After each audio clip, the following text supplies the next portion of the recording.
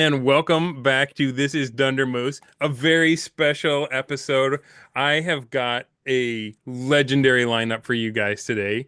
I have got Robert J. Kuntz. We are going to be talking about his newest module. I don't know if you can see this well on the camera. Into the Wild, Blue Yonder. For his fourth returning visit, I've got Griffith Morgan, the man behind Secrets of Blackmoor. So I'm really excited about this conversation. Hopefully you guys are too. Don't be shy about putting your questions in the chat. We'll try to get to them as we have time. And with that being said, uh, Robert, welcome to the show. Uh, Well, thank. my I first appreciate. I appreciate appearing with all neatly attired mooses. Right on. If you guys like the leather hat, a couple episodes ago I shared where I got these from. It's my buddy's got an Etsy. I'll put it in the comments. But we're not here to talk about hats. We're here to talk about Into the Wild Blue Yonder. Um, this is a special module. This isn't your average run of the mill. It's pretty unique. The first thing that struck me as I was reading this was how mythic it felt, right? Like Greek mythic. You are not to do any spoilers, but the party is traveling into the underworld. You fight a guardian and you have to cross a barrier and you're going to the land of the dead. To retrieve an important document that can head off a war. So, my first question is, what sources do you go to when you're writing this stuff? What gets the old subconscious going? Is it movies? Is it literature? Is it appendix N fiction? Like, how do you prep to write something like this? Well, I never follow Appendix N. Um, Design is a odyssey which you gather the elements for at time. There is no how-to it. Yeah. Anybody who believes how to design it shouldn't become a designer other than maybe silverware. Um, the, um, in this particular one, so each design is relevant to its particular proposition. Uh, Okay. this one is dealing with Dave Arneson's campaign. So you're deriving this mythic legends from material he's already created and expounded upon, and then I expand upon it and knit together the pieces into a coherent whole, which then pretty much sends you on this adventure and links it back to all the Blackmoor campaign features as I put them into action. So when you look at this, the proposition was, how can I create something that's a great send up to my friend? Yeah. That was the proposition. And how you go about doing that is then studying what Dave worked on, which I did in depth, Yeah. and pulling all those parts together and make a whole out of them by combining them together as a unique story. And that's about as much of a summary as you can give for that, because during processes of designing, as I indicated on clownfish, design is like oil painting. You put a pigment on a canvas, and then you stand back and you look at it. You say, "What? It's a red pigment." And you say, "Well, what will go good with this red pigment?" So then you put a blue pigment on it. So design is kind of like a bunch of new starts every time you look at what you've done. Hmm. It's not something that you plan out. Sometimes your plan actually gets rerouted depending on how you're approaching something in relation to another. It's never a process that you can say, well, A, B, C. It Yeah. doesn't work. You can jump to Z and come back, and then you piece it all together. Then you stand back, you get some psychic dissonance from it, and you say, "Does this fucking thing work?" You know, and if it doesn't, you throw it out. You Yeah. know, you force things working. This one worked really well. and it has something to do with the way I approach things, of course, and it also has mostly to do with that I was really wanting to pour my blood into this design for my Yeah. friend, Yeah. and up level of that, even including the preface, which Griff informed me of, almost it caused him to shed a tear. So at one point, so you have to love what you're doing. You know, Hmm. you not only just be in touch with it, but to love it. And in this case, it summoned up depths that were good. You know, you sometimes you don't know. You start and you say, "Well, can I do this?" Yeah. And how good. So there's not really um, a definite goal. I mean, a definite how-to process. There's a um, something is more intuitive to design than you would think is, this ABC rote sort of thing. And design is more intuitive, knowing what you're dealing with at the time and how do you make it better. And if you can't, you get rid of it. It's essentially the same way Dave Arneson designed, because Dave Arneson had to ask these questions, and he like when he was using the chainmail Hmm. combat table for a little while, he saw that in his conception of creating the RPG that it wouldn't work, so he threw it out. And he created something else, and this is how the design works. It's Yeah. experiment. But he didn't n- necessarily create it ex nihilo. From the stuff that I've learned from reading Blackmoor Foundations and watching, and again, I'm new to all of this, right? Um, but I've heard not just chainmail, but I've heard corns and I've heard strategos, and it seems like it was just a unique confluence of people that were interested in these wargamings and just understood them on a basic level. So they had the vocabulary when they needed to go in a new territory. I Two don't think things they that had a vocabulary for it. I really don't. I you think don't. it was no, I think that the only vocabulary was like, you need to sit down and I'm going to take you through this and hopefully you'll understand what we're doing. You're able to reach up there to that point. Because even when I talked to David McGarry, who was at the first session with Rob Hmm. and Rob's brother and Gary and Gary's son, David McGarry described how he was terrified that no one at the table would understand what the role playing was and keep trying to play within the context of like a board game or a Yeah. war game. So they'd just be like, "Where's the board?" Right? And McGarry said he worked really hard to like bring them into it and engage with it and sort of show them what this imaginary game was like, and up to like it wasn't until halfway through that he felt confident that okay, they understand what this is, Hmm. because nobody had done that before. Like they, So they weren't. It wasn't a vocabulary. They were writing the lexicon as they went. Is that what yeah, you're saying? I think so. I mean, Rob was there, and at what point, how long did it take you to get to realize you were doing something different, Rob? Actually, I'm kind of surprised by that from Dave, because it's an imaginative thing. So when we did question as to whether there were any rules, and we were told there weren't, and we had characters and stuff. So it became very apparent, because all of us experienced this sort of thing as kids, that you're making up. So that was what I took away from it at the end, even though we were shocked by it.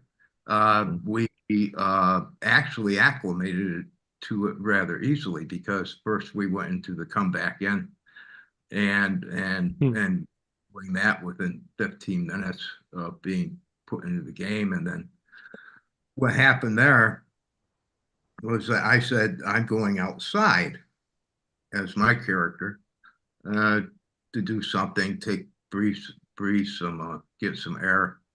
And Dave Arneson, this was within 15 minutes of us starting, and Dave Arneson said, "Okay, you come back in." So I thought that he meant I went outside, got some air, and came back in. But case. as soon as you exit to come back in, you come back in.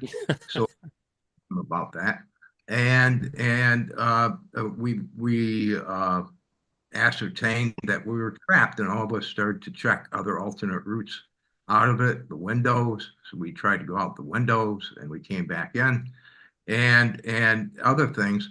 So finally, we thought that the innkeeper must be complicit with this, and we threatened him, and he warned us before not to start trouble in the inn.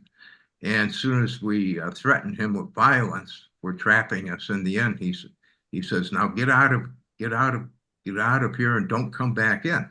And so we were able to then realize that was the way of getting out, and exited at the place. And that was within 15, 20 minutes of us starting. So we were pretty acclimated to it really quickly. Um, but the interesting point was the end of wrapping it up. Because in most games, when you play test them, remember they're demo their games. And so Arneson went first with his. And there was complete abject silence around the table. And that's very unusual for a play test of a game. Hmm. When people play tested their games, usually you would have some feedback right away. You say, you know, this kind of plays like this, or maybe you should do something over there. But there was no such thing. And the reason there wasn't is because of my contention that this is a new game category, and we had no pre-existing model for it. And that was the shock of Yeah. this. Man, what a Even moment.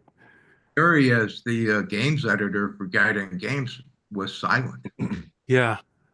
And that's unusual, because if it was a model we're used to, you wouldn't be silent. We would have a feedback as a comparison between the two.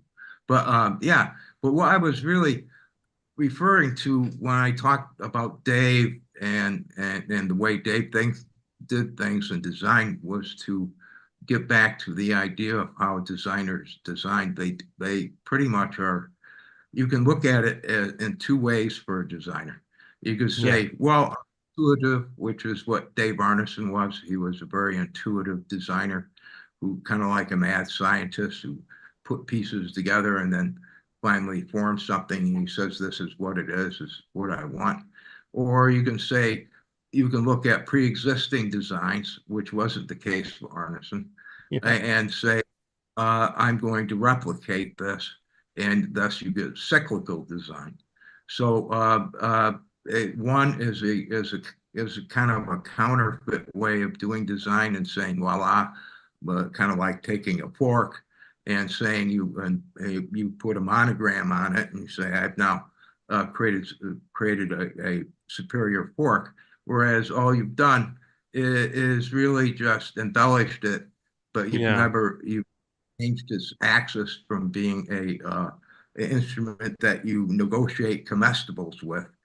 So, uh, so it's not really a design leap. And what Arneson did was a design leap. It leapt right off of the models of the day. Hmm. So only way he could have accomplished that. This is why my book, Dave Arneson's True Genius, concentrates, of course, on some of the history and some of the effects of this, but mostly it concentrates on how Dave Arneson thought. Yeah. And because that's the most interesting aspect of this design, because no one else had designed it before in the history of games. It goes back 2,000 years. So I think maybe somebody should take a look at how Dave Arneson thought. All For right. sure. So let me know if this quote resonates with you. Um, one of my favorite writers is it was a man named Gene Wolfe, and he was once asked about how he writes, and he said, someone was asking him, how do I learn to write? And he said, a writer never really learns to write in general. You learn to write the story that you're working on. You try to figure out how to get it to flow from your brain down to your arm, and then when you're on to the next story or novel or whatever, you start all over from scratch because you don't know how to write that next one. Does that resonate with what you were saying about like not the second category, but the first category of designing, where you are just grabbing things, putting them together, and seeing how they fit, and iterating constantly. Well, I'll bring it down to something a lot simpler, actually. Okay. Uh, how do you learn how to swim? Uh, you dive in, and your mind and your body cooperates in the endeavor, and everything is like this on this planet. When you can study all you want, you can get all the how-to books, but when a writer writes, a designer designs, and you learn through these processes of maybe good or you make mistakes, but that's the point. I mean, how long did Edison work on the light bulb? What, a Hmm. thousand? So this is it. You have to get in there and design. If you think you're going to get a how-to book to do this, you're already crippling yourself by Yeah. admitting that you don't have the competence to actually propose the first thing and continue with it. You have to, you have to swim. I mean, your mind and your body has to cooperate in that endeavor. And that's the only way you're going to learn to swim. And it's the same thing for design. And each design is a new odyssey.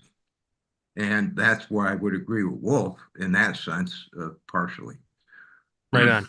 The other thing that occurred to me is from a movie called Amadeus. And I don't know if you guys have seen it. It's I think it's like mid It's 80s, like maybe 20, late. yeah, 30 years Yeah. old. Yeah. Um and spoiler alert if you haven't, it's a great movie if you haven't seen it. But one of the ways that Amadeus's rival gets him to pretty much self-destruct is he gives him a task to write a funerary dirge for his father. And it's never good enough. And I'm just wondering, I mean, I think you were the perfect person to write this module, not just because of your approach and your ability to research, but because you played with Arneson. Were you intimidated to take it on though? Like, did you ever have any doubt, like, is this going to be what I want it to be? Is it going to be a fitting tribute? And it sounds like from what Griff said, reading the preface, that you nailed it. But I'm just interested in your process when you set yourself up to do something for your friend like that.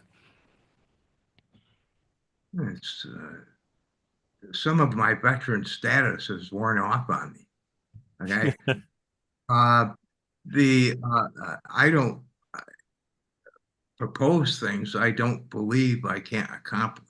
I mean, it's sort of an inverted question because you learn about what you're doing, as I said previously, as you're doing it, and you're Mm, seeing which direction you're going with it because you propose something. I'm going to do this, yeah. right?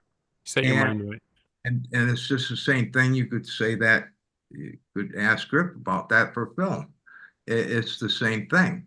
It's the same. The process is what you're doing, is how you're thinking, and remember everything starts with thought, and it's a proposition. It's the way you imagine it or the way you think about it being, and then you test it, right?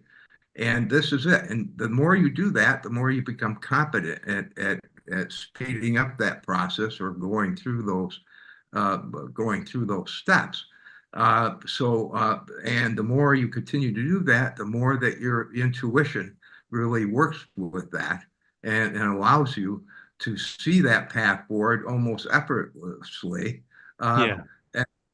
unless you propose something that you have to check or inquire about on your own that hasn't been done before. And then you have to sit back and say, well, how am I going to solve this? And because everything in design is a solution. Mm, It's not a problem. Okay.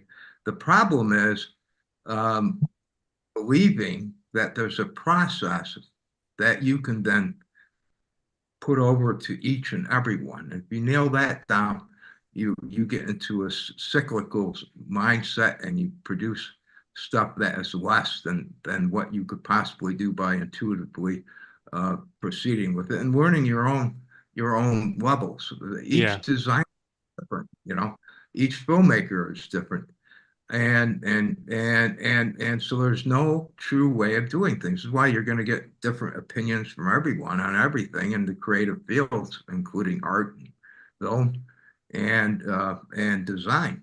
So the idea of a how-to process is a ludicrous proposition. Hmm.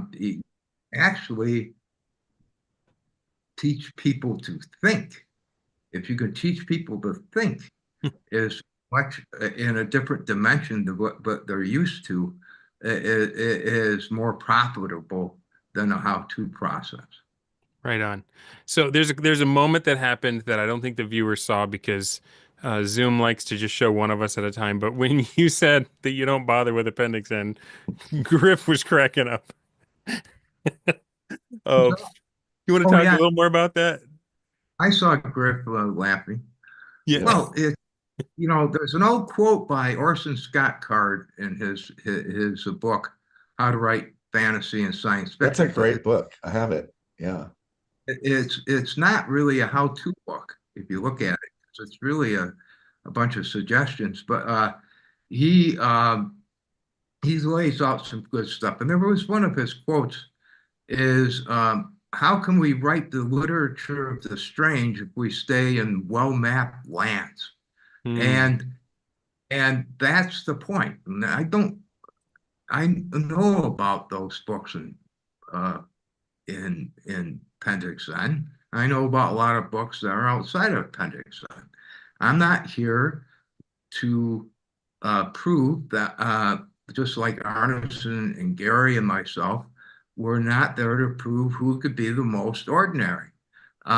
We were there to continue pursuing fantasy, Yeah. and not to say, imitate what's come before me. And that's the difference. And if you depart upon that as a designer, you'll be on a lonely road. You probably won't agree with everyone, but you probably produce some superlative stuff. Yeah. Well, and talking about strange, I mean, you got a giant beast with one eye. You've got a is she like a Coot. witch or a goddess with missing a finger? And you've got a guy who uses a plant to solve that problem for it. Like there is some strange stuff in this book. That's I hope so because we're dealing with fantasy. Um, I mean, the unknown is what fantasy is. So if you got a bunch of knowns in front of you, you're in the realm of unfantasy. Uh, Hmm. so that's the point, isn't it? It should be strange. It should be unknown. It should be weird. It should summon that, and not Yeah. just for the fact of being something you haven't seen before or experienced, but how you play it, how you engage the element, and how you can bring it up or to other levels. And I always try to include this new stuff. About 90% of what I create for these adventures, and I think I've done somewhere near 25 of these. Hmm. Um, that is about 90% of it is new. Why? Well, as I discussed before, when we were going into Greyhawk Castle for the first time, or second adventure, we ran into something on the floor. It was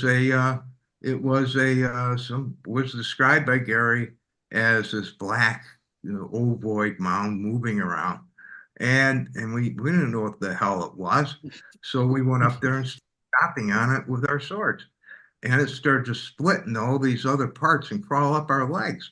And we said, "Oh hell, let's get the hell out of here." And that was the introduction of the black pudding. And but we now know about a black pudding, right? So you know not to chop on it next time. There's no exhilaration, there's no surprise, there's no unknown. So I always try to put new stuff in there to challenge people's perceptions of what fantasy is. Fantasy is not the known, Yeah. it is the unknown. And if you continue to play in these modular constructions, you tend to take things for granted. We know how to count down these corridors. There's going to be rooms. There's going to be the big bad boss at the end. We're going to have to defeat him by comparing our resources against their resources. You're Hmm. down to you're down to linearity at this point, and you're stripping all the known out of the game. Yeah. Challenge or the unknown out of the game. You have to challenge perceptions in order to make fantasy work and get people uncertain. If a DM has got people sitting around the table, in my opinion, um, munching on Doritos and swigging at Mountain Dew and saying, "Hey, who's got that and this and that?" as you're strolling like through the park on a Sunday stroll, you're not in fantasy. You're in a game, and but you're not summoning fantasy because these people are too comfortable. Yeah. Uh, the unknown, the strange, is not comfortable. And let me tell you something. That's how Dave Arneson had his people running, and that's how Dave Arneson had his people in fear. Even McGarry, when we faced the wizard, that the magician that killed my brother in the fireball because my brother's hubris of going forward while the rest of the ran. There was fear in McGarry's eyes. Now, if you think about it, now he's been playing it for a year and a half in Dave's construction, the Blackmoor. Why would he have fear all of a sudden? This fear had been generated a long time ago, Yeah. right? And that fear translates to respect for the environment. And if you Yeah. don't get to respect your environment, they're going to cakewalk it, right? Yeah. And you're not going to be in fantasy. You're going to be in game. You're going to be going through the game, but they're not going to be fearful about opening doors. Gary and I had these people jumping at sounds and stuff, just like Arneson had everyone. And you look at a little thing on the wall, we describe things, and they'd be very cautious because anything can happen in a fantasy world, right? Yeah. And you just don't know. But if you ever get to the point where people are just saying, well, we walk down the hallways, they're just dressing to get us to the room or wherever the encounter is at, you're not summoning fantasy. Yeah. You're not. You're going down a shopping aisle in Walmart and going to pick up the soap and this and that, and then you're going to checkout. And that's not the way I design, and that's I not the don't way Arneson designed. I don't want to get political, but I Yeah, feel but like that is questions for Griff here too. yeah, well, I do have some questions for Griff, but I want to get both of your takes on this. Okay. I feel like that is what you're talking about is so key, getting them in the palm of your hand to where they're so invested in what's going on in the moment. They're not stacking dice, they're not on their phone. They're worried about, their character dying. And I see modern products that have tools for letting the air out of the balloon. Like ask all of your players if anyone's Can I afraid of talk about this spiders. one here? Please, yeah, please do. No, because I was there. See, my background with gaming is that I did all the standard stuff. You play with the army men, you play like the board games, like Tank Hmm. Battle or whatever. Um, and then I found a copy of Panzer Blitz. And then my friend took me over to this place near our school, which was this computer lab known as CERL, which was the Computer Education Research Lab, which was a monumental thing in its time at the University of Illinois. They had the Plato computer system, which was program learning for, or what was it? Program learning for automated teaching operations or something like that, Plato. And so I saw early computer games, from role-playing games to war games to even video, like, head-to-head video games. And I've watched and that industry really took a lot from paper D&D. I didn't know that D&D existed. I thought it was a computer game Hmm. when I found it in 75 or 76. And I've watched the computer industry has geared what their main focus is that they want to sell stuff. They don't want to create beautiful designs. They want to sell stuff. And Yeah. so the interfaces have gotten doctored up to be easier for the players. The difficulty levels have gotten doctored up. I wouldn't be surprised if they're putting stuff in there that measures your play ability and reduces or increases the amount of baddies in like say a first Matchmaking. Yeah. person. Yeah, Skill-based so they're, matchmaking. like a CR or something like that. And so when you look at games like well, I won't say any names, but newer games, they're designed for player experience over actually like maybe a simulation of the experience of being in a place or whatever. They're mostly just designed for player addiction and player return, Hmm. and a player, once you get them addicted and they return for more, possibly selling them more products. And so the outcomes are going to be different because the desires are different. You're looking at a really corporate thing. And so there are, like, when I talk about computer games, there are some great computer games that I love that are old, that are, the interface is difficult. It's going to take you 2 weeks to learn the interface. Yeah.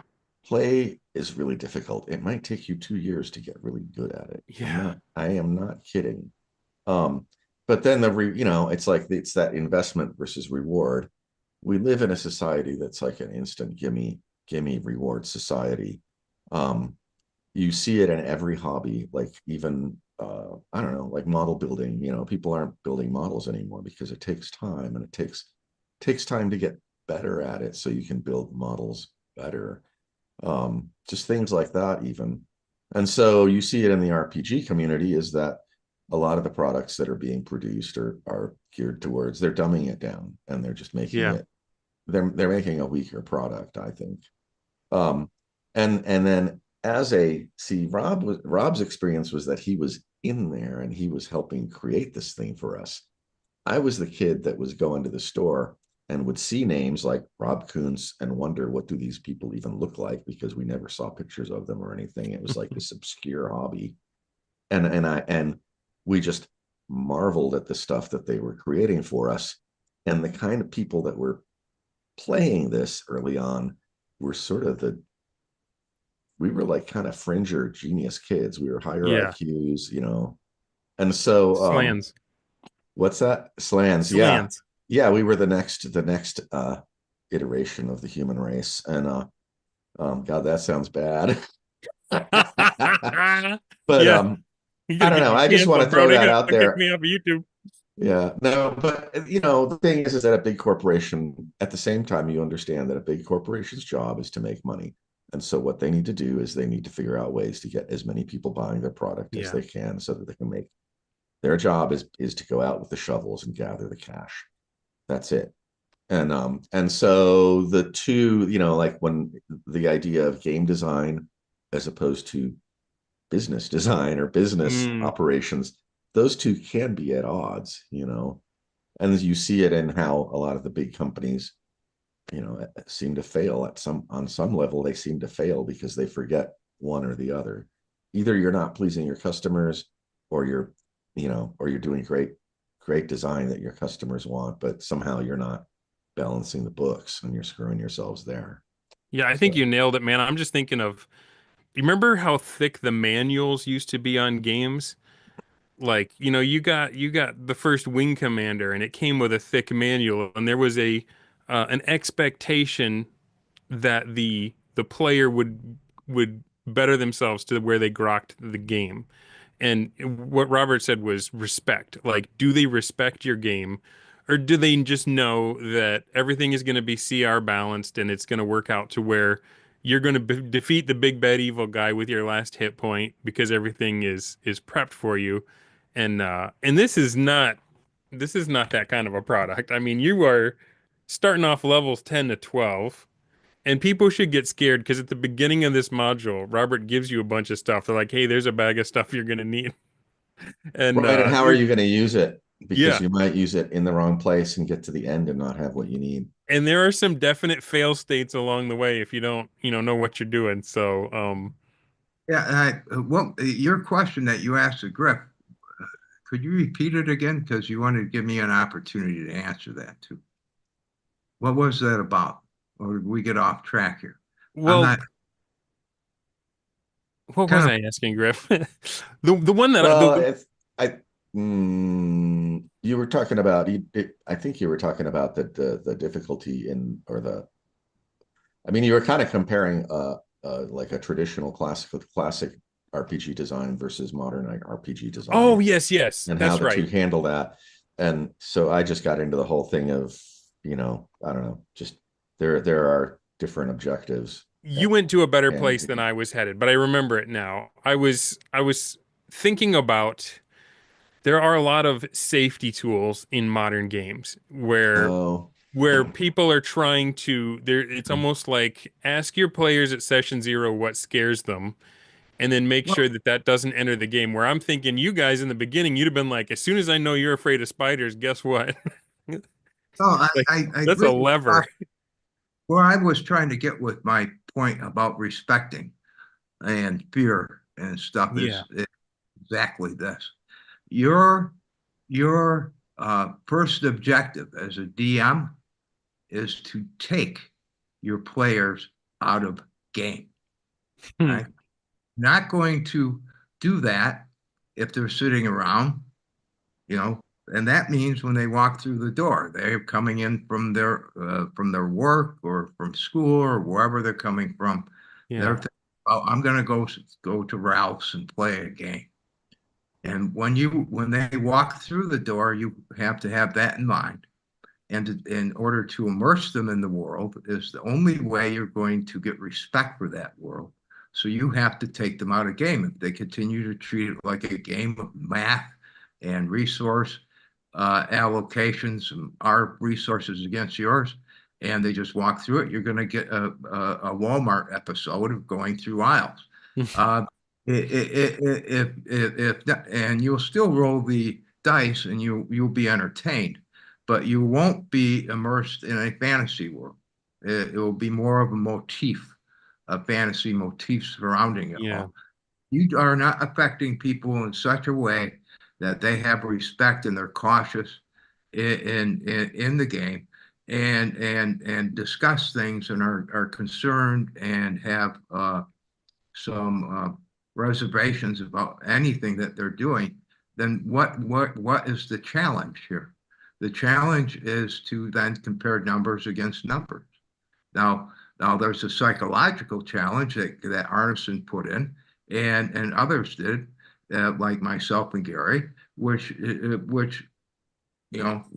this sort of thing. It made them think twice before they left. But now today in modern gaming, they've set it up so that you don't think twice. You just go down the shopping aisle, hack things to pieces, put them in a cart, and go to checkout. And that's what it is. It's a trip to It, IKEA. well, and even the way they designed it, like they realized that players want to do stuff between sessions. And in the original system, really, the person who was doing most of the work was the dungeon master who was creating the world setting. Between sessions, they were working their ass off, and they were gaming between sessions, creating stuff and Yeah. cackling with glee as they plotted the demise of their friends. And so they've added in these like very complex character creation methods, and they've turned character creation into sort of, it's like a shopping list, like Rob's talking about. It's like you build a character, it's like going to Walmart or your Hmm. supermarket. I need to put some cottage cheese in my character and maybe some eggs and some milk. And and so they've done that, and that's part of the reason they've done that is because it helps them sell books that are designed. I mean, it's all about selling product, right? And I'm about selling product, but I like to make a product that people find value in, Right. a We greater we value in the long run. Like they may not even use it, but they'll read it and they'll go, I can use this somewhere else.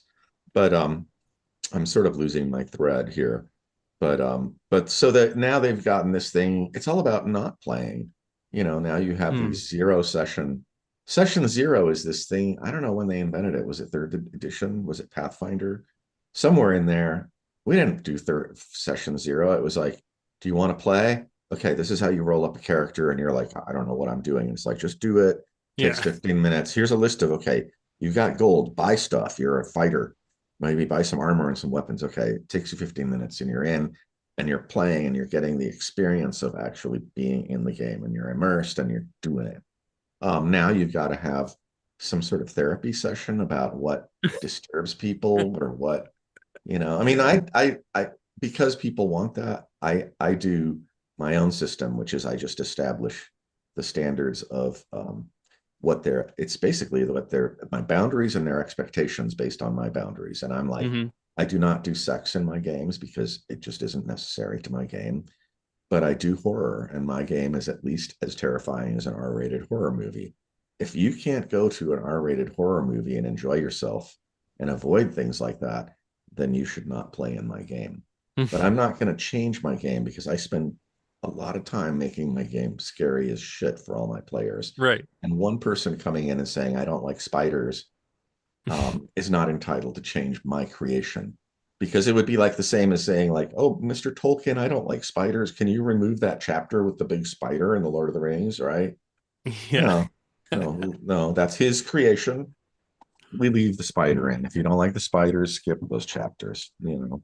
Or like Anyway, going to a stand-up comedian and just putting your hand up. I mean, can you not use sarcasm? It bothers me. yeah, Just do your routine, but just take the sarcasm out. It's like, man, yeah. you're I setting don't tell people up to jokes fail. about whatever, you know, Yeah. it's like, yeah. So I have a big, I mean, I'm really anti like the safety tools and all that because I think it's stupid.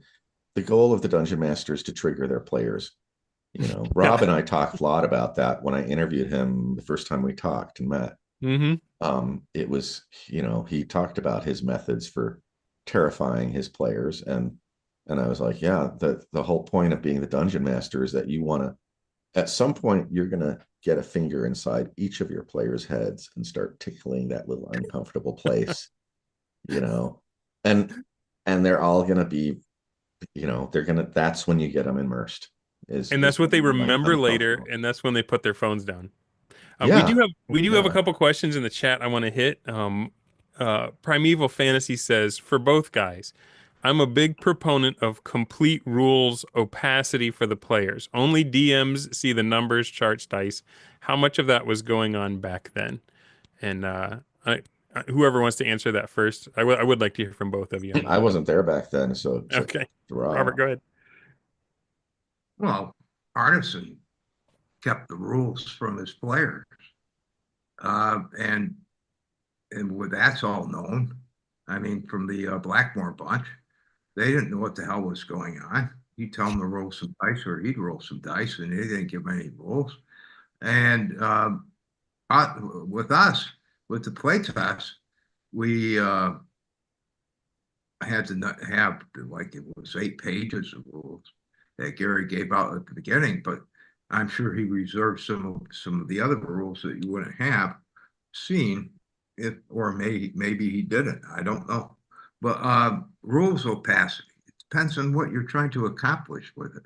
I mean, Hmm. Arneson accomplished this uncertainty principle, which I keep on referring back to. You're not quite sure. You're kind of Arneson was even somewhat closer to being a live action role playing game in some senses, especially when he was playing in the basement and he turned out the lights and put up a candle, right, Griff? Hmm. And stuff. So, what are you trying to achieve with rules opacity? Okay, one thing is that they shouldn't know about some of this stuff. Like I'm against people having monster manuals at the table and referencing them because they shouldn't. And this is the reason I create things so I don't have to say, hey, get rid of your monster manual because 90% of my stuff is new spells, monsters, items, whatever. They can't look in any volume to find it, whether it's Player's Handbook or the DMG or whatever. It's all new, so they don't know what the hell's going on. So, Yeah. what's the rules opacity? I mean, why are you doing it? I mean, are you doing it? If you've chosen to do it as a DM, you have a reason. So, what is that reason? You know, uh, that might be a better way of answering the question. It may have already been answered. You know? So, Right on. I Anything think to part add of to that, the Griff? well, I just, you know, the opacity thing. I think everybody has a sweet spot on the kind of rules they like to use. And so like I'm not going to argue with you about if you like whatever system, do that. If it makes you happy, I don't care. But Hmm. when you're talking about that kind of the sweet spot of the rules opacity, I do think that players like to roll dice. They like to know what their target numbers are. There's a certain gambling aspect of rolling the dice and trying to hit the Yeah. thing, you know, hit the number higher that is exciting to players. So there is kind of a balance in there. Like players need to know a little, but it doesn't have to do with rules. It has to do with if you present a reality that is a relatable reality in your game, then the players will understand that if they do take an action, if I say I'm going to reach over on the table and move the glass of water, what happens, right? Hmm. I mean, that's something they know they can do. And so they just say, like, I'm going to grab the glass of water and move it. Okay. And then you find out what happens. So there's, that is a totally rules. Like that's when Arneson said there are no rules. He's talking about that. You are changing the reality in your game. I pick up the pen and I wave it around like a wand, you know. Um, that's that there are no rules part of it. Um, and so I would say if you want to deal with rules opacity, you kind of have to have a balance in there, and it's good to maybe play test that range of how much the players are aware of what the rules are and what they aren't Yeah. aware. Like Because you'd if want them to they, know if they have spells, you'd want them to know what the spell does, so everyone doesn't have to stop and to wait for some them to look it extent, up. yeah, Yeah. then they just need to know, it's like the Bob Myers' big complaint. He played in one of the earliest games of Blackmoor, and he's like, I got, there was a troll, and I ran up and attacked the troll, and the troll killed me with one blow. And he was like, I didn't know how strong the troll was. I didn't know how strong I was. So there is a need to have sort of a guideline of how scary things are or not scary they are for Yeah. players. Um, and so, yeah, it's always difficult. I mean, earlier today, I was thinking a lot about that problem of just everybody's publishing their rules and all the gamers by the rules. So then when you try to run the game, the players know the thing inside out. And it that was always kind of a problem. The early days when everybody just had three LBBs and not everybody had a set, Yeah. there was that rule opacity aspect where a new player didn't know everything that was going on, and so it was much more. I mean, it's sort of odd. The more you know, the less your experience is enjoyable. Um, Hmm. as a new player, your experience is like immensely enjoyable. As an older player, getting back to that not knowing stage and just being in the moment of the experience is a lot harder. Black Sam Bell asks, can you opine on the religious belief with modern gamers that they must start at first level and earn their way into the higher levels of play? This game obviously starts to level 10, and if you don't have characters that have reached that, the back is full of pre-generated characters that are already at a level and, of a good mix for running the game. Um, how do I you answer that? I'd like to say that that is a preposterous point of view, and because we never played like that. Sure, or to play test the game, we played up because Gary turned it into this corporate ladder exercise, as opposed to Arneson, which Arneson's point of view was you just give a whole bunch of hit points to people and let them go off and take their chances at whatever is out there. And so, in a sense, and quite honestly, I've never liked the corporate ladder model. I never Hmm. liked because we were supposed to be escaping the corporate ladder of, working up from shipping, going up to clerk, Yeah. and then working up as the president and retiring with a gold watch. In fact, uh, it's not representative, and this is one of my criticisms of that model. It's not representative of the actual literature that inspired the game. You have Conan running around. Were we to assume that Conan is a first level fighter? Uh, is Vapid and Grey Mouser, are they first level thieves? We don't Uh, really see their rookie cards, do we? no, no, you don't. In fact, the literature that inspired this was, uh, you know, swords and sorcery with these high level, Kyric and Hmm. as Elric, a first level magic user. Come on. So I believe Arneson gets that right before Gygax. And because I never liked the corporate ladder model, it works. It's very linear, and it works in a sense, but it puts you in this position. And I wrote an article upon this in my open for broadside when I talked about that kind of intersected with playability and realism, and where most of the stuff, this is why people don't play high level adventures. Why? Because Oh, we lost Rob. Okay. Hopefully he was dropping some gold there. Hope we get him back. There Oh, we there he is. go. There we go. I'm back, but we when you're talking about the heroic fantasy stuff, oh sure you can come up and be heroic and go up in levels and do all this stuff, but Arneson at the beginning said, "Hey, you're heroes. Go out there and take test your metal." So we're all waiting at first level to get up to test our metal, and the products then are made mostly, if you look back at the product lines, are made for first level to fifth level. Why? Because and well, median range. Why? Because that's where most of the people are playing at and are continuing to group at. So high level play, which is more representative of the literature that inspired this, is then marginalized. And Hmm. people say we're always playing this because this is what the industry is creating for us to play. And I believe that the old school people should really start looking at higher level play. They pretty much marginalized it, and it doesn't enter other realms of fantasy. It's like well, we stay in our village for the next 10 years playing this stuff. Is that getting out of Hobbiton and going to Mordor? No. You're always centralized. So I believe high level play, and people say, well, how do you balance it? Well, I balance it all the time. You just up. It's all mathematics. You can up the scale, or you Hmm. have to scale up. I mean, it's just math. But then there's other things that start to enter into it, which become more interesting if you start looking at the literature that inspired it. You know, of intrigue. You know, have religious things going on and quests and stuff that's happening in all these books. We're not getting that either. You know, Hmm. you're getting Mhm. localized. So where's the globalization that you used to see in this literature, where you're going around the world in the playtest? Hell, I went around the world as Rogular, right? Yeah. And Well, you well, went through the world, right?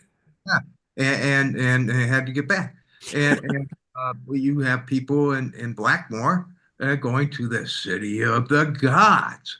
I mean, this is representative fantasy, not dicking around for. I knew a guy who said, "I've been playing my campaign for 10 years, and one of my characters finally get up to sixth level." I'm not talking about 10 years of game time. I'm My talking goodness. years of real time. Are you experiencing fantasy at this point that is representative of the literature that inspired the creation of this game? Well, no. I don't know what you're playing. You're playing, oh, I'm not worthy game, Oh uh, man. experiencing the higher realms of fantasy. And I'm not saying to go gonzo, but you can make this stuff, and I make this stuff. And people always ask me, why do you have all these high level adventures?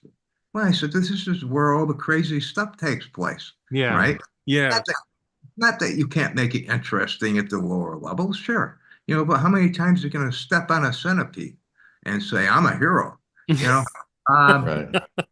it's just, how about when we conquer this over here, do this? And this is why the module sets you on this huge quest. It's rather epic, in fact, because it takes place um, in Arneson's conception of this Marfelt the barbarian, right, who caused all sorts of harm in the upper world, right, and left a destruction path behind him. And because what he's done is now brought this into almost a warlike state because they don't have this stuff. This is actually a very epic like adventure, Yeah. because you're taking off from the past of what's happened and going down and trying to rectify it, right? Oh, And Marfeld it's was a in player, right? Like, well, yeah, it was yeah. Marshall Bugfeld. Yeah. He was actually a big problem for them, and I won't go into that story because it's toxic as hell. well, But here's a picture of the dude. yeah. But Well, that illustration of Marfeld. no, it's interesting you talk about that because I've been doing this thing where I have people roll a die when they roll up character, and and that determines their level. And when I first started, I wanted to do they're introduced to the world, so I want them to be low level because they're just learning about the world. But once everybody there's sort of like a group, an institutional knowledge within the group of what the world setting is. They don't need to be like first level tyros anymore. And Hmm. so they can start at higher levels. And so now I'm just, I mean, I started at the beginning, I actually was rolling the dice to see who was what level. And I give everybody a couple characters. And so I have a group of, they're staggered. And so they're going to start going up at different rates. And so you get a different dynamic that way too. And I Hmm. remember as a kid, I got tired of always having to start everybody at first level.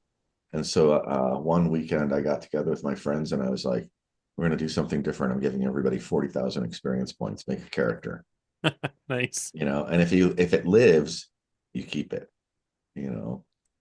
And Cool. so, and that was like a real, like a grindcore, a deadly adventure. But the idea was like, yeah, I'm going to get to keep this 6th level character that I just was handed by the DM because the DM says it's okay according to the rules because he makes the rules, you know. And so yeah, I would kind of like was an end run on it's gonna in the old school D&D, it's gonna take you like God a year to get to 4th level, maybe, you know. Hmm. I'd like to add one point. When we were playtesting the game, we had the playtest campaign play too, and then a lot of people were joining the group. Uh, Ward, who appeared, Dim Ward, may he rest in peace, uh, uh, came in late, uh, probably around after the issuance of Blackmoor or Eldritch Wizardry, right around that time. And but Jim was a big follower of Harry Harrison's Death World, Hmm. and obviously, if you've ever read Death World, this is not a first level environment. Um, this is the deadliest environment that you can possibly imagine in science fiction. And and so Ward, when he made his campaign, I played in it, and we used to do 24-hour marathons between us back and forth with him playing in Castle Greyhawk in the campaign with me, Wow. and me playing in Dragonkind, his campaign. But you started at 6th level in Ward's campaign. He wanted you to experience this stuff right away. And then we had other people, including myself, playing campaign games where you're landed already at the beginning and you have a levels and everyone's kind of sending in their campaign orders about what they're doing with their lands, and then occasionally going adventuring together and as the group. And so there was all sorts of this stuff going on. I created the God game model, which I put up once I essentially when you got up in level, instead of retiring, like Hmm. everything new character, I just teed it. So when you hit a T, and then you went horizontally, being a champion of a god. And of course the gods are not apocalyptic because they're not going to kill each other off and start Ragnarok right away. So they're all the emphasis then goes on political and intrigue and other things that you're doing. Go build me a temple, or maybe sack that temple over here, and this sort of stuff. I played that for 3 months, and then I had to get back to working for TSR and doing stuff. But there's other ways of examining this stuff. than just saying I'm going to work up the corporate ladder and retire. Yeah. Um, and continuing, and I believe Arneson proved that with the way he was running his campaign games and starting everyone at a higher hit point ratio. You know, though there wasn't really levels in that, right, Griff? It was more like your power came from what magic and stuff you found. Yeah, a little bit Um, of that, and then there was more emphasis on having like flunkies that came along with you. I mean, though, when Mm. he ran adventures, those descriptions of adventures, they've got a crap ton of people on their uh, group a lot of times.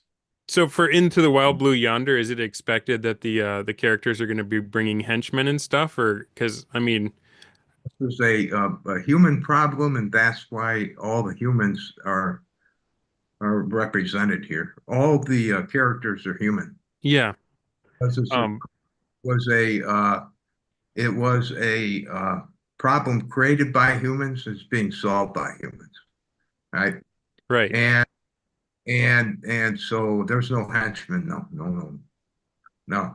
This is Well, a very typically they wouldn't go beyond third level anyway, right? So asking them to walk into the underworld of the dead might be a bridge too far for your average Well, higher tier magically getting henchman. them in there might be kind of tough. You Yeah.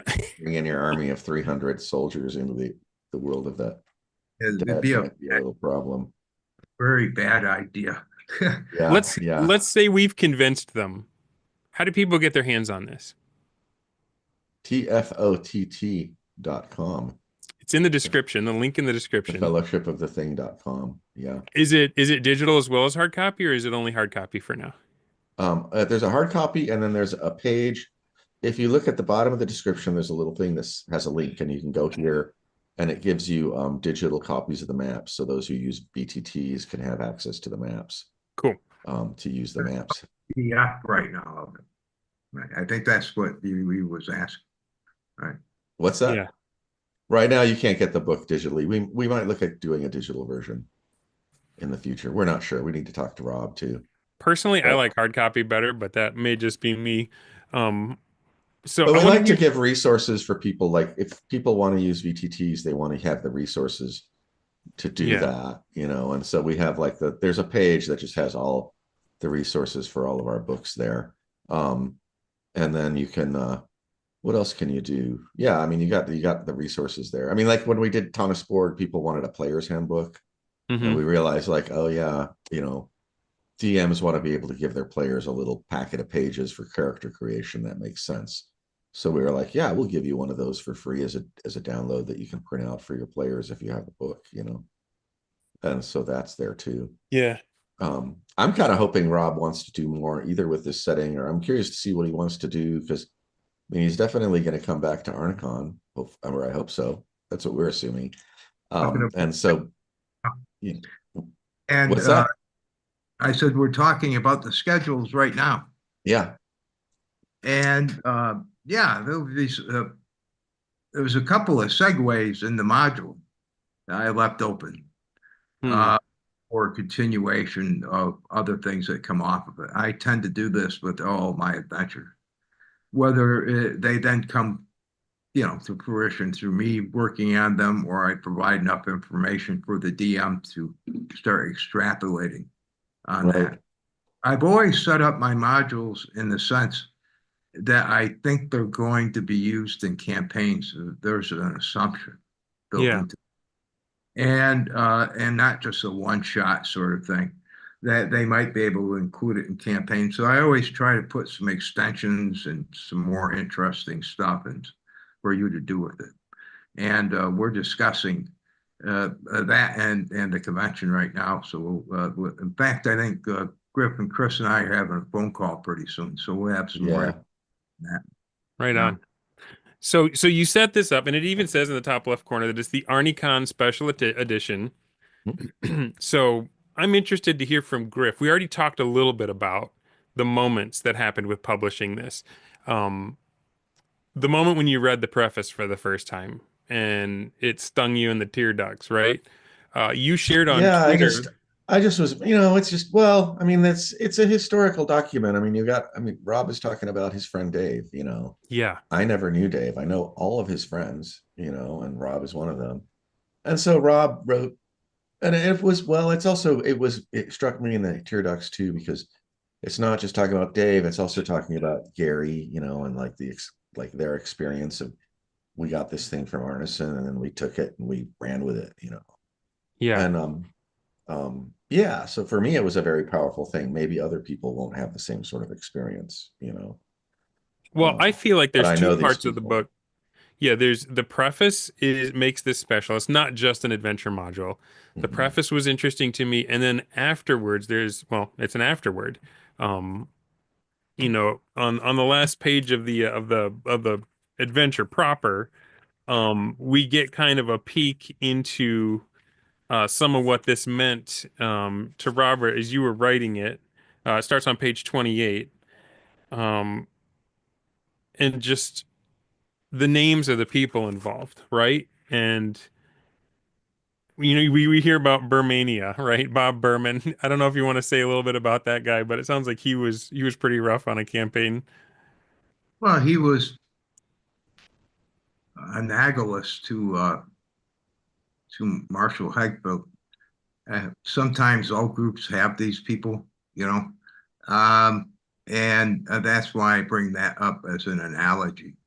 And but I wrote actually two essays or two articles that were up on Ian World about Burmania Part One and Two. Okay. Was rather a striking thing. It's nothing I've ever experienced before in role playing. And it's those stories will go into my combined essays and articles and stuff like that. But Bob Berman was the adopted son of what was his name? Who oh, I can't remember his Oh, name it's now. it's here. It's Bud Apple. Yeah, Bud Apple, who ran graphic printing right up the block from Gary and right across the street, or one down from the gas station from the horticultural hall. These are the printers that printed D&D and Hmm. D and Round Heads and Greyhawk Supplement One.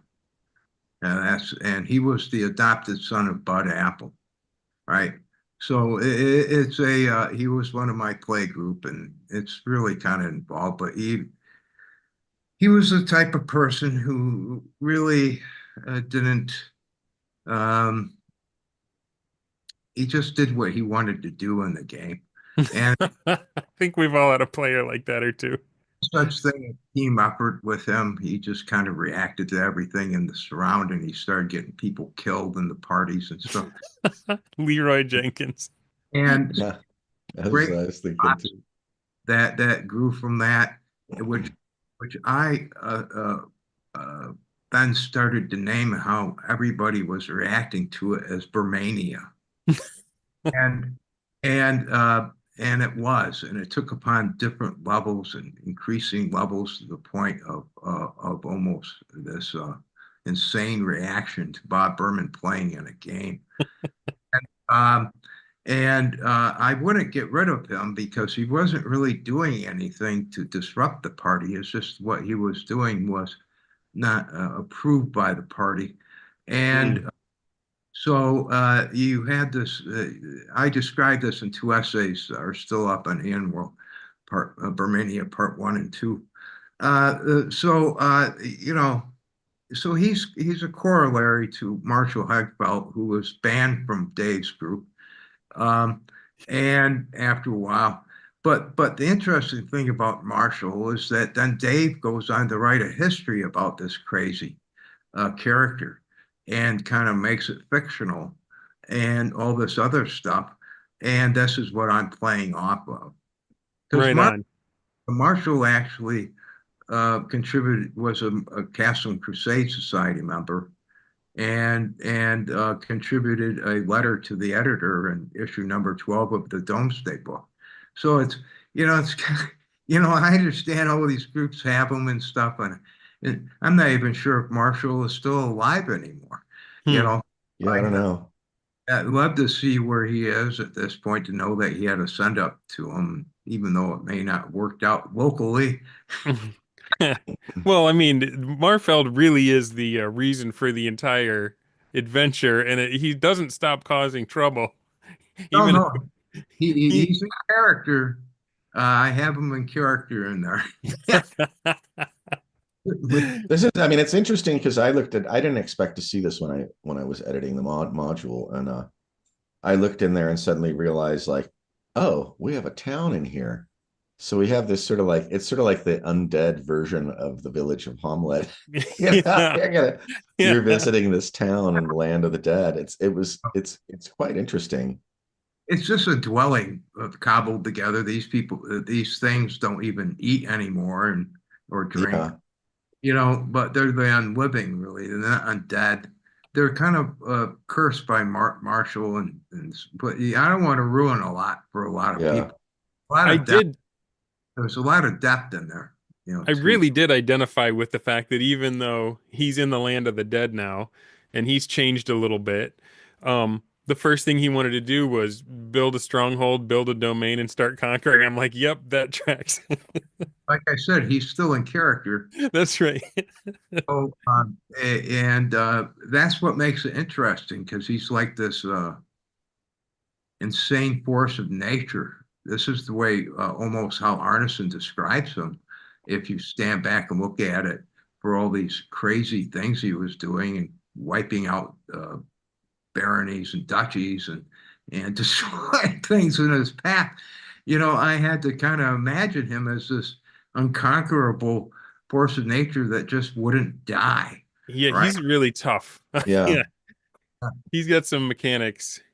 Yeah. The other one that's kind of fun is Boozero because that character, the more he drank, the other players weren't in on it, but he always brought booze with him into the dungeon or on an adventure. And the more he drank and the more drunk he got, the higher level he was. He didn't have a level. Goes back to what we were talking about with the leveling thing, that Arneson didn't care.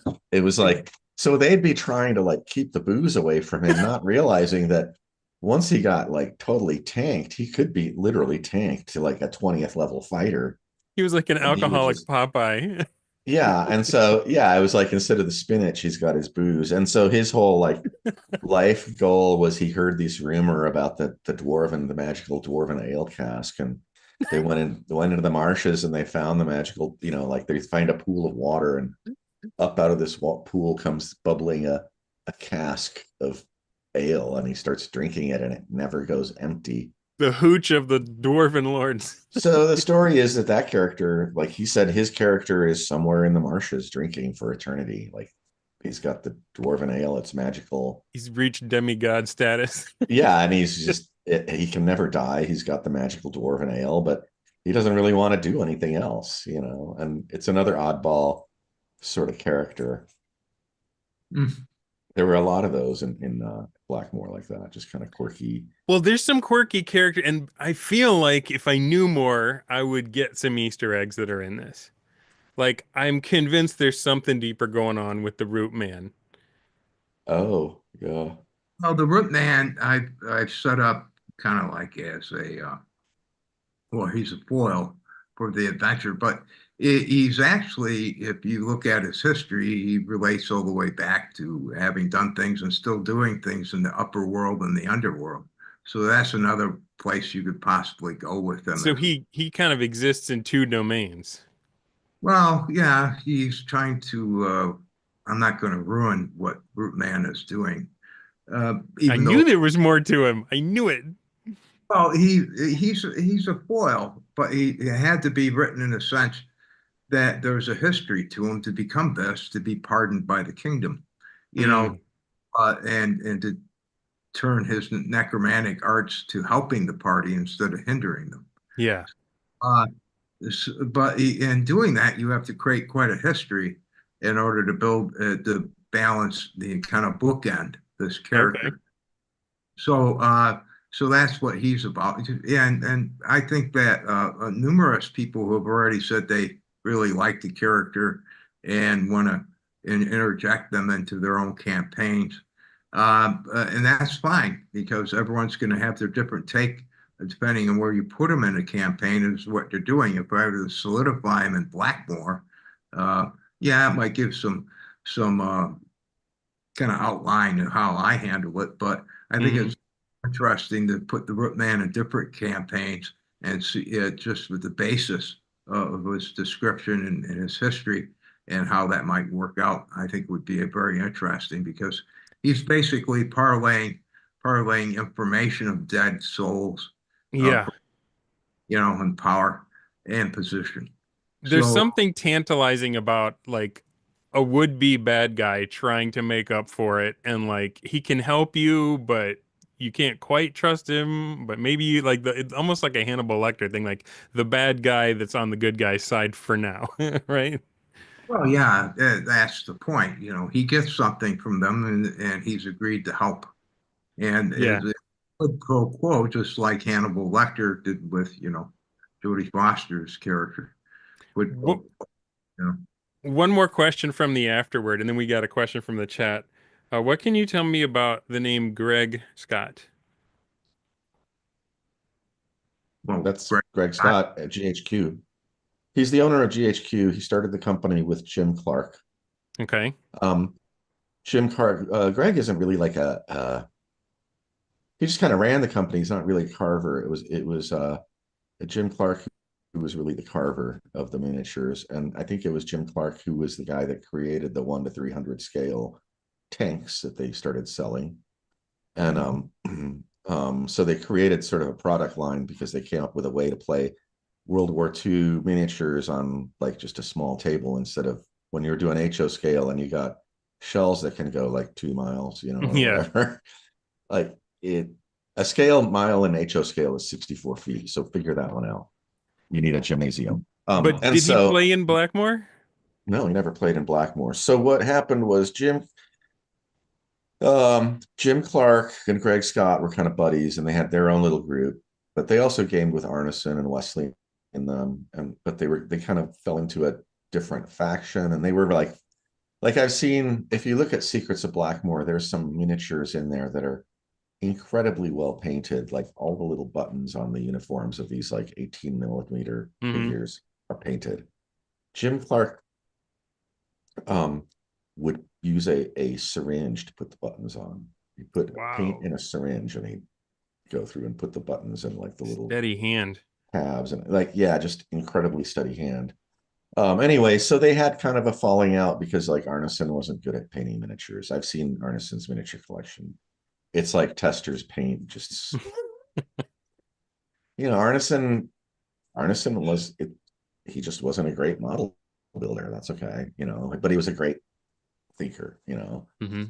And so they kind of took umbrage with the fact that he had this giant army that was badly painted, and they were like struggling to paint these like museum pieces to play with. And so they had a big falling out, and they kept having falling outs. And I think part of it was just that um, Craig Scott was older than Arneson, and so he kind of saw Arneson as kind of this upstart little teenager that was maybe a little too mouthy with him. And so yeah, they just, I mean, the group divided, it split, and so Randy Hoffa was in with started casting with Jim Clark or with Greg Scott. Um, there's a whole community of casters there, like the whole early like World War or military miniatures guys, they're all there too. Um, and so yeah, I mean that's it. So Well, when Arneson starts Blackmoor, he makes fun of Greg Scott and creates this sort of like Sauron like character that you never really meet. He's just kind of like he's the guy behind the scenes operating all his spies and stuff. so Greg Scott never played that character. It was because you got his No. name next to the egg of Coot in the afterword, Robert. Was he like, is it kind of like Marfeld where like even after he left, like the character No, I, continues on? actually, it was Dan Boggs who assembled the list Oh, and okay. for me because all the players who played in Blackmore scattered across so many documents Hmm. and Yeah. the idea was to concatenate together as many as we could from our memories Yeah. and like I think a couple may have been left off. but we tried to do our best, and I thank Dan for that, and he played in my game. It's So pretty awesome to have this. this might have been just something he associated. Maybe he doesn't belong in there, but I was taking his word for it, and because he's such a historian of Blackmoor, you know, It's a and known fact that Greg Scott is the egg of Coot. And there's all these people that say that it's egg Gary Gygax, that it's actually Gygax. And it's like, no, because it predates the schism between Arneson and Gygax by Yeah. 5 years or 4 or 5 years. Coot had nothing to do with Gary. Yeah. And you also know that, I mean, Gary was into the anagrams and Dave was too. So you look at the Ron of Afu is just Randy Hoffa. Yeah. And Dave had a run in with Randy Hoffa too for a while. They made up later in life. Well, Um, there's an artifact, there's a magical pipe that you can get that has kind of that flavor as well, without any given. You guys have to buy it to know what I'm talking about, but there's a gnomish tobacco pipe that has a kind of a nod as well with the Yeah, naming. but that's just a nod to Dave. That Hmm. really doesn't have any historical precedence except for maybe, you know, just the way he would react to people. In fact, Yeah. if you don't, Dave was very forthright, you know, Hmm.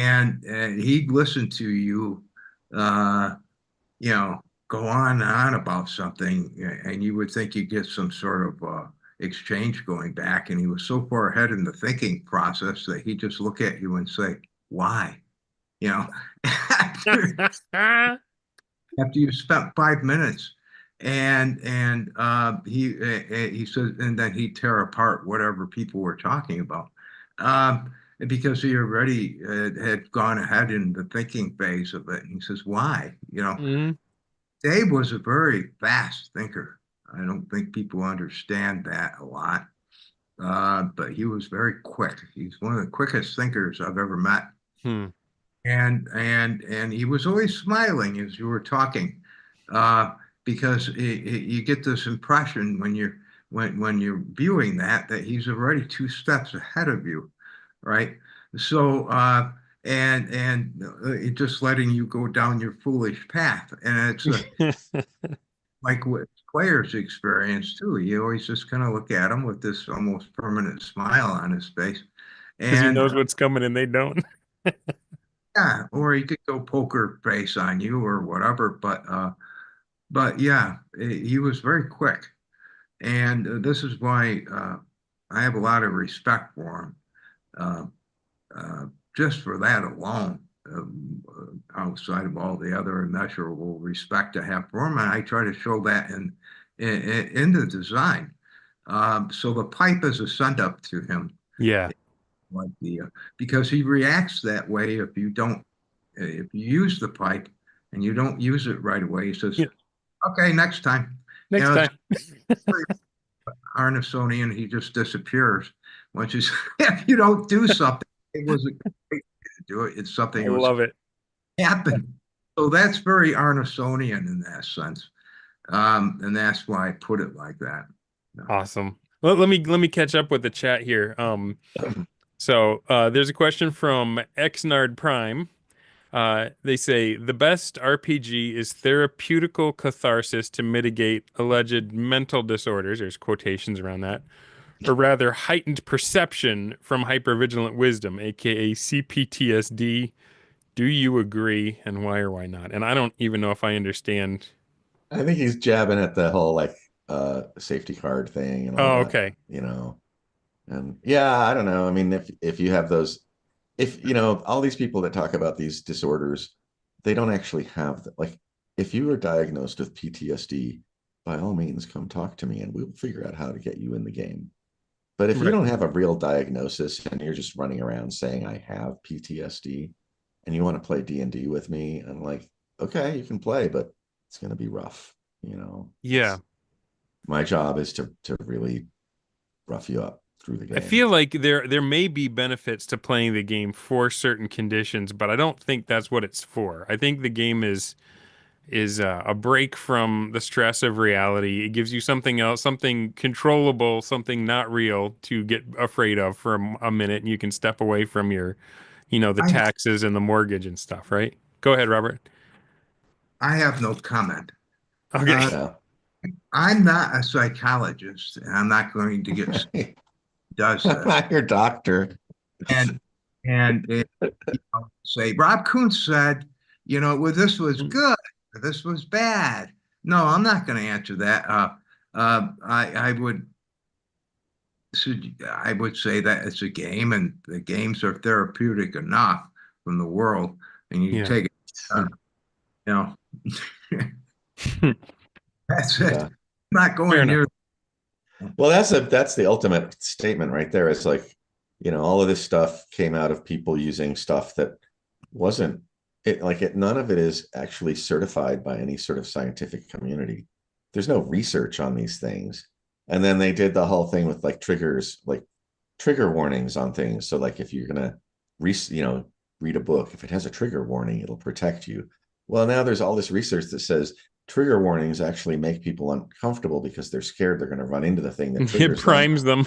So it primes them, and even the things they aren't scared of trigger them. And so it's like a trigger doubler. And I'm not saying I know what's right here, but it's like, who's the expert? Who's the doctor here? But there's a lot of, I don't know, why have they brought all this like therapy talk into RPGs when it's just a freaking elf game, right?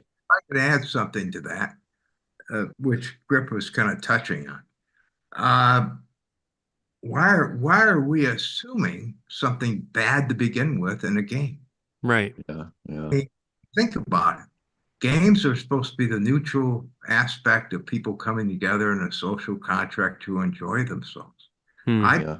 anybody say, I mean, yeah, if you're in bowling and somebody, instead of rolling the bowling ball down the alley at the pins, throws it at your head, you know, uh, They've yeah, broken that social contract, I think, Rob. That's not how you bowl.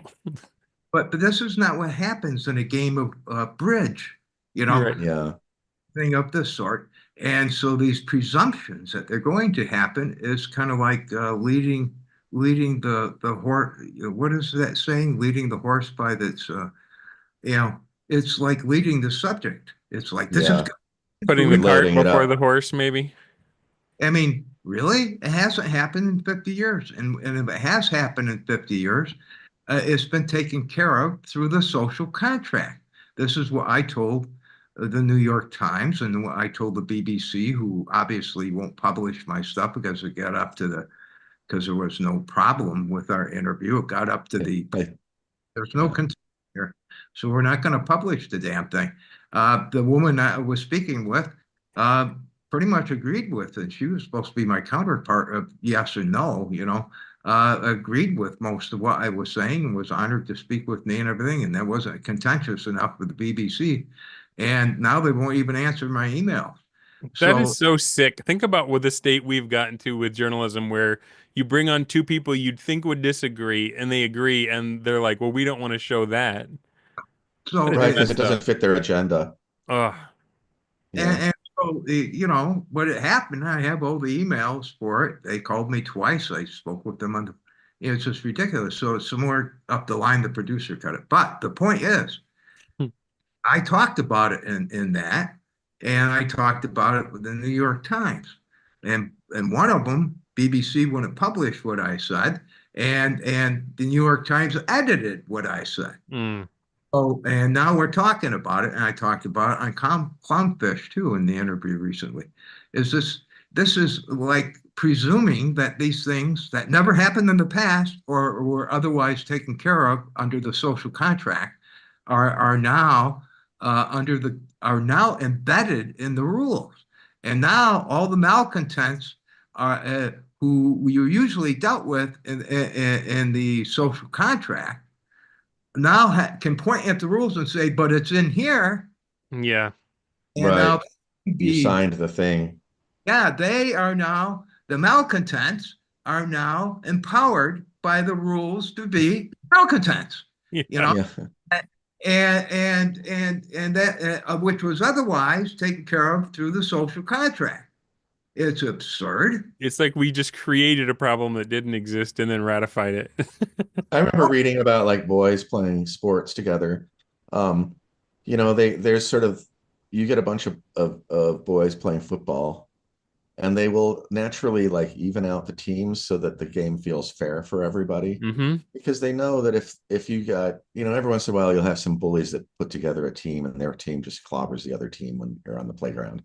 Well, they do that two times and nobody will play football with them. Yeah.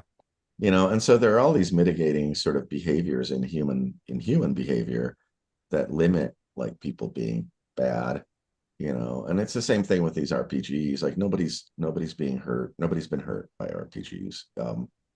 Remember And all the B movies that used to come out in the theater and they'd put a warning, if you have a bad heart, then this movie may yeah, be, it was just marketing, yeah, there right? was just marketing. It was just trying And to then get people people would have wound heart up. attacks, but yeah, they'd go anyway and have a heart attack Yeah. because they got themselves keyed up to have one, maybe. I don't know. It's a hypnosis. Thanks for the question, Xnard Prime. That was a good. I don't know if we gave a good enough answer. Maybe. I don't know.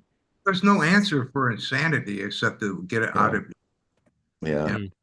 Mm. You can't fix stupid. Brian Reninger has a question for Rob. Has Rob ever played Gangbusters? Well, I played a version of it more playtesting, you Okay. know, and I was a Polish gang.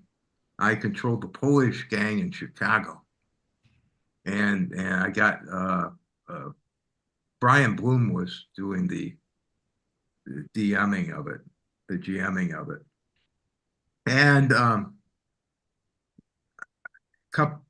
I got kind of blown apart one time. One of my group got panel truck got blown apart, and then on a heist, on a jewelry heist, I decided to fence the jewelry outside of Chicago and went to New York. Uh, Fence it, and the gangs there then shot the shit out of me and my. So I didn't do too well at it. No. Um, Sounds like Gangbusters to me.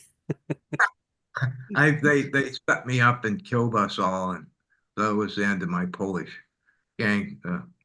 So and lost the jewelry. But yeah, I at the beginning, I'm not even sure it was named Gangbusters at the time. You know, Um, so I had a question that ever since you said yes, I've been dying to ask you, Robert. You played with both Arneson and Gygax. You were friends with both of them. Mhm. Uh, when playing in their games, how did it feel different from one to the other? Like, what were each of them like as a DM? You know, even though I got rarefied Arneson in '72 November, and then we played again in the City of the Gods when he was then employed at TSR at Hmm. the Dutch shop. Um, I would think that question would be better asked of his players Okay. because I understood Arneson and I appreciated him. And I'm a quick mind like he is, and I don't think he differed in his approaches, whether it was the demo game. He certainly didn't do it in City of the Gods. Um, but long-standing play, better asked by Greg Swenson and Dave Okay. McGarry and of that Guess we'll have sort. to book them now. Well, but if you want a slight comparison, Yeah. well, I knew of Dave and played with Dave and also played in other games with him and spoke with him and saw the way he thought. Um, what was the difference between Arneson and Gygax? Well, Gary said it himself. They didn't use the same rules. And Gary said that um, he kind of going back and kind of reversing it to go back and give Gary's perspective, and then I'll give mine. Is that he liked playing an artisan's game because he didn't know what the rules were going to be. Hmm. the monsters were going to be. And this reinforces this point I was making earlier, of course, and about uncertainty, which should be the primary thing that you're attempting to accomplish in people. The And Griff, secret sauce. Griff pointed out during the documentary how he keyed on this point about this anxiety leads to doubt. As I said, the doubt lead to fear, and fear uh, properly manipulated can lead to terror. Now, could Arneson do that? Well, you certainly probably could, because as I said, looking at McGarry during the demo game, there was fear in his eyes, and there was his voice was trembling. Hmm. So, and this is something that you work on. So that is one point about Arneson you can appreciate, which we tried uh, to obviously emulate because we Hmm. were exhilarated by it. And this is the point in these adventures with either Gary or myself or Dave, is that when you finally ended the adventure, people that had come up to you and said, you mother scared the shit out of me, and I almost pants. Uh, they came up to us and said, thank you. They are thanking us for scaring the shit out of them. So Yeah. and this Yeah. is the way that it was done.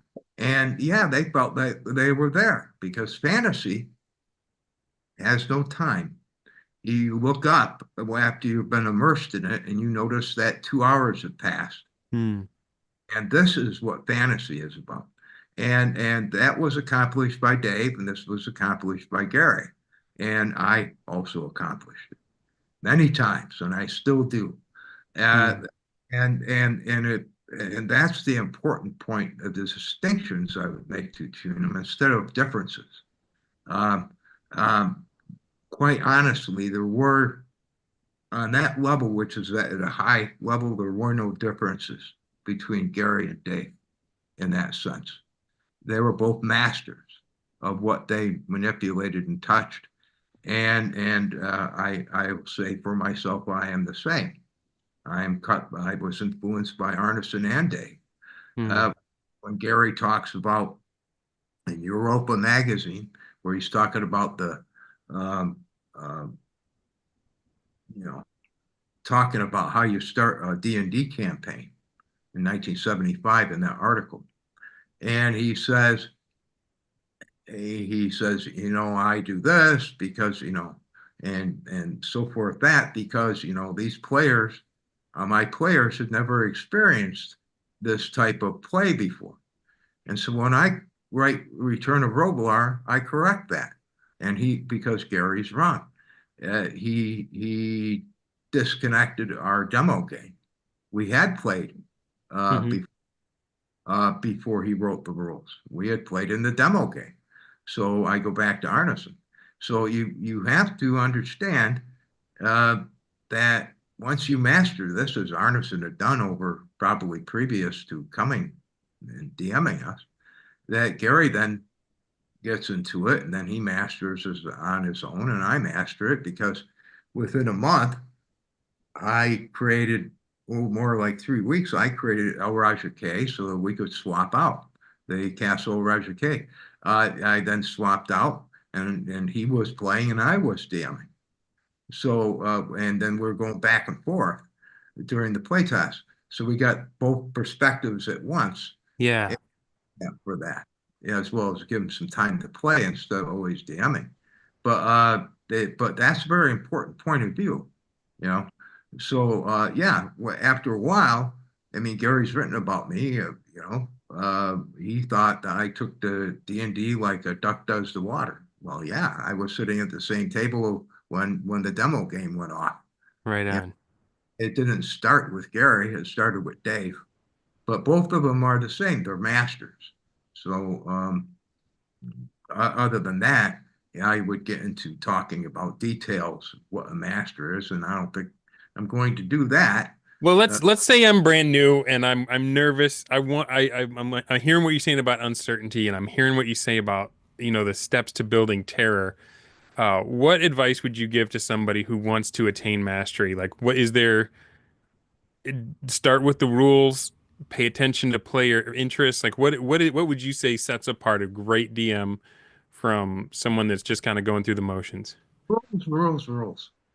You know, Yeah. 90% of what we do in these worlds are conceptual. It Hmm. has nothing to do with the rules. It's about making choices in an imaginary realm. But everyone talks about the rules, which are only engaged when the conceptual inquiry can't answer a question. And that is the point. Everyone's but because you can't define imagination, you can't say, well, Yeah, what it's this and that nebulous. which is very granular, we all concentrate on the linear rules. And because you can add linear adds up. You don't know what's going to happen in the conceptual part because that's granular. It's according to what's happening. But we can certainly study these ABC Yeah. constructs. So we concentrate on this. And this is why we finally have in the modern game the where these two the conceptual apparatus or the architecture of RPGs at the very beginning with Arneson, which is the conceptual component and the mechanical component, used to be side by side, and the mechanics were subservient to the conceptual realm. Hmm. Cannot instigate anything on their own. Oh, let's switch them out in the hierarchy. Uh, okay, initiate something with the mechanics. You can't. They're subservient to the conceptual apparatus. It's like So a parallel to the design versus the template, the no, the innovation versus the fork. no, it's the architecture that Arneson set up. Okay, it's the Okay. only way it can function. If you don't have both components and in relation to themselves the way they are, you do not have an RPG. Okay, so or what we call an RPG, which I still believe is a misnomer for this whole apparatus that What he. should we be calling it? But I no, let me finish my point. Okay, yeah, sure. Go ahead. Sorry. The so after a while, the modern game, then when these two components are even with each other, they started to background the conceptual and foregrounded the mechanical. This is what's going on in the Hmm. modern game. It's now is the conceptual is now mostly motif, and for you to go, leap through, you see a corridor. Well, what does that mean? It doesn't matter. I'm just going to use my stuff at this door, my feats and skills. So you're no Hmm. longer you're dealing not with summoning of fantasy, but of actually summoning of game mechanics, and which game mechanic do I use? And you foregrounded the mechanics and backgrounded the conceptual realm. It's kind of like a theater play at this point where they say, okay, change the scenery and bring out, you got a theater curtain with a city on it, and now you bring out the city, the curtain with the forest. It's just this representational anymore. It's no longer, or like I say, a motif. Rather than actually experiencing the immersion of fantasy because you foregrounded the mechanics and it's now broken the system that we created at the beginning. That Arneson actually created. So I don't know if that answers your question. It does. You're dropping gold, man. Do you agree, Griff? Has that been the way you look at it as well? Well, I think it's yeah, no, I mean it's the whole thing of I I think that there's a lot to be said for like well, that's why I advocate for like low rule systems, is that once you mechanize everything, you got to understand these games can't they come out of war games, okay? Hmm. They're coming out of war games where people want to create the fog of war. Like you've got Totten, that's just a fact. That was the only source they had was Totten. People will try to interject other sources and say like, well, these other people were inventing this thing over here, and it's like, yeah, but the only path of invention goes through Arneson and his group, and as you add mechanics, you're just taking it's like a reversion. It's like you're it's devolving back to being a war game. Hmm. And so like people are doing, they play their games and they're just adding up their benefits. Like I'm going to move this unit over here. That gives me 2. I'm going to move this unit to attack that unit. That gives me an extra 3. I've got artillery over here attacking it. I got a total of 10 points worth of attack strength. Their defense is 5. I got a 2-to-1. I roll to see what happens. Just back to that board game. Yeah, and it's just, it's I mean, if you play board war games, that's what it's like. And um I think it kind of takes away when you see people. It's just hard to describe. Like there's such a I'm the self-proclaimed advocate for classic role playing. And the classic role playing, what Rob is talking about that they invented back then is a very like I call it classic. I don't really know what to call it because it's a system that is constantly evolving. And so it meets the needs of whatever game you're playing. And so, it's not like you're going back and playing a retro game if you're using the classical play methods. You're still using the system that is going to is a it just upgrades. It's a modern system. If you're playing it today, you're playing it as a modern system, but it is a low rules. I often talk about, I think in uh, Black Blackmoor Foundations, I talked about a little bit about the concept of trying to define it for people to understand in simple terms, but the idea that you have you have reasonable expectations and these create reasonable results. Hmm. And so you don't need a rule to tell you, 3 of us are going to try to like pull on that rope and lift that rock. Okay. Well, it's reasonable that 3 of you could be strong enough with a pulley to lift that rock and that you would want to try. So you'd want to try. And then the referee goes like, yeah, that might work. Let me roll some dice to see how heavy that rock is. Maybe it's more dense or less dense than you realize.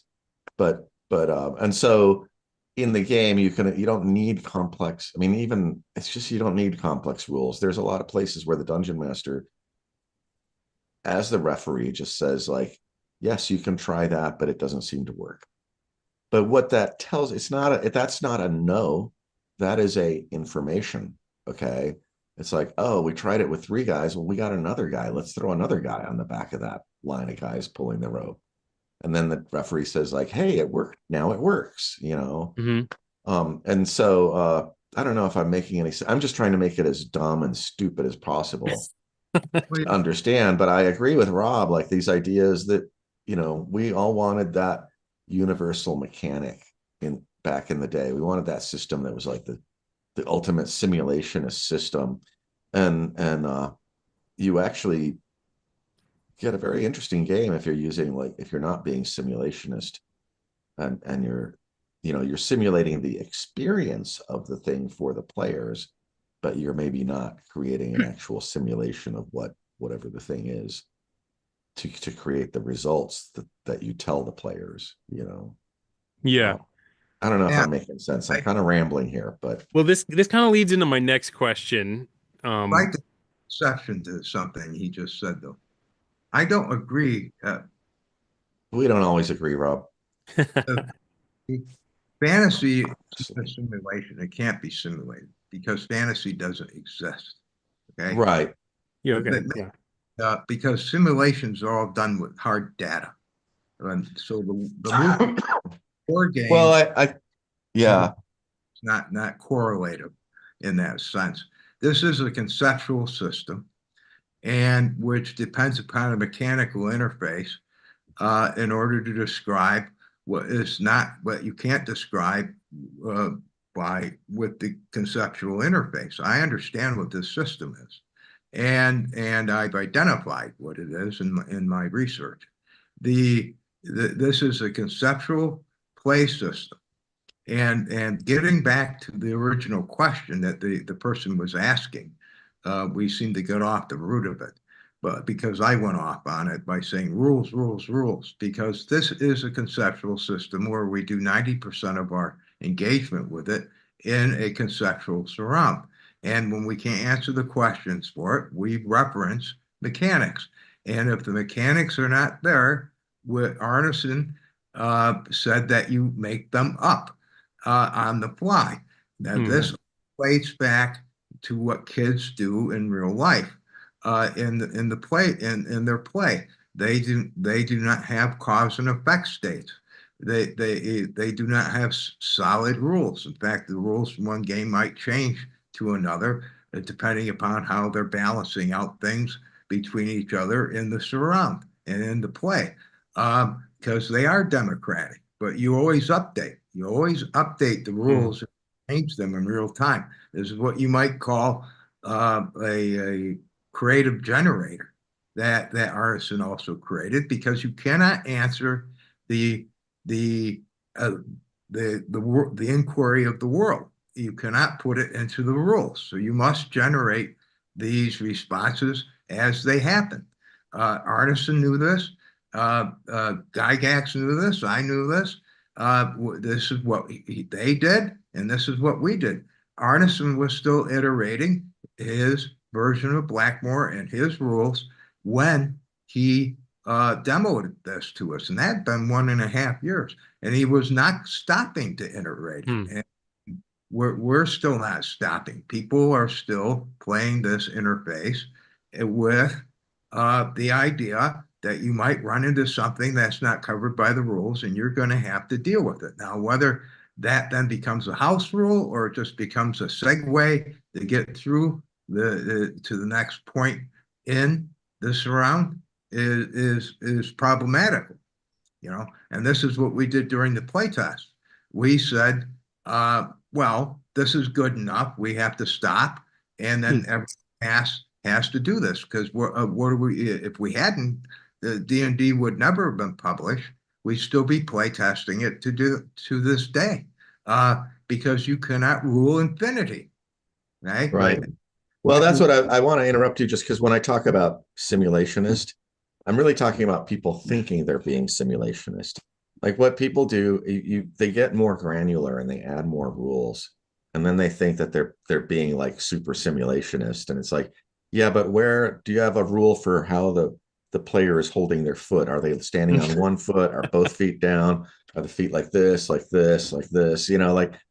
Like I they're not actually being It gets more and more simulationist, but mundane the more rules you they put into it. they I get granular and they think they're being simulationist, whereas actually if you stay within sort of the abstract realm of the sort of the classical play style without you're still being simulationist because you're getting the same results and you're probably getting a better result is my opinion. But that was only, I just wanted to correct that. I'm not saying it is simulationist. right, It's right. just that people think they're being simulationist. Wrap this up to say that someday down the line they'll probably create a walk check, to make sure whether we're tumbling down the street or not.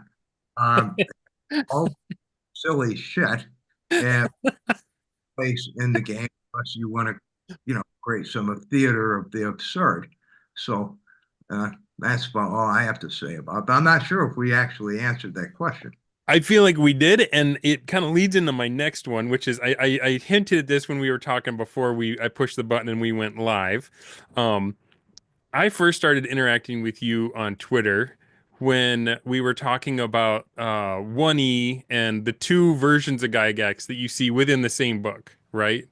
Um, and you said something that, when I was bringing up, I can't remember if it was weapon versus AC or one-to-one time or what, but you said something like, so some of that stuff, he just put that in to make the wargamers happy.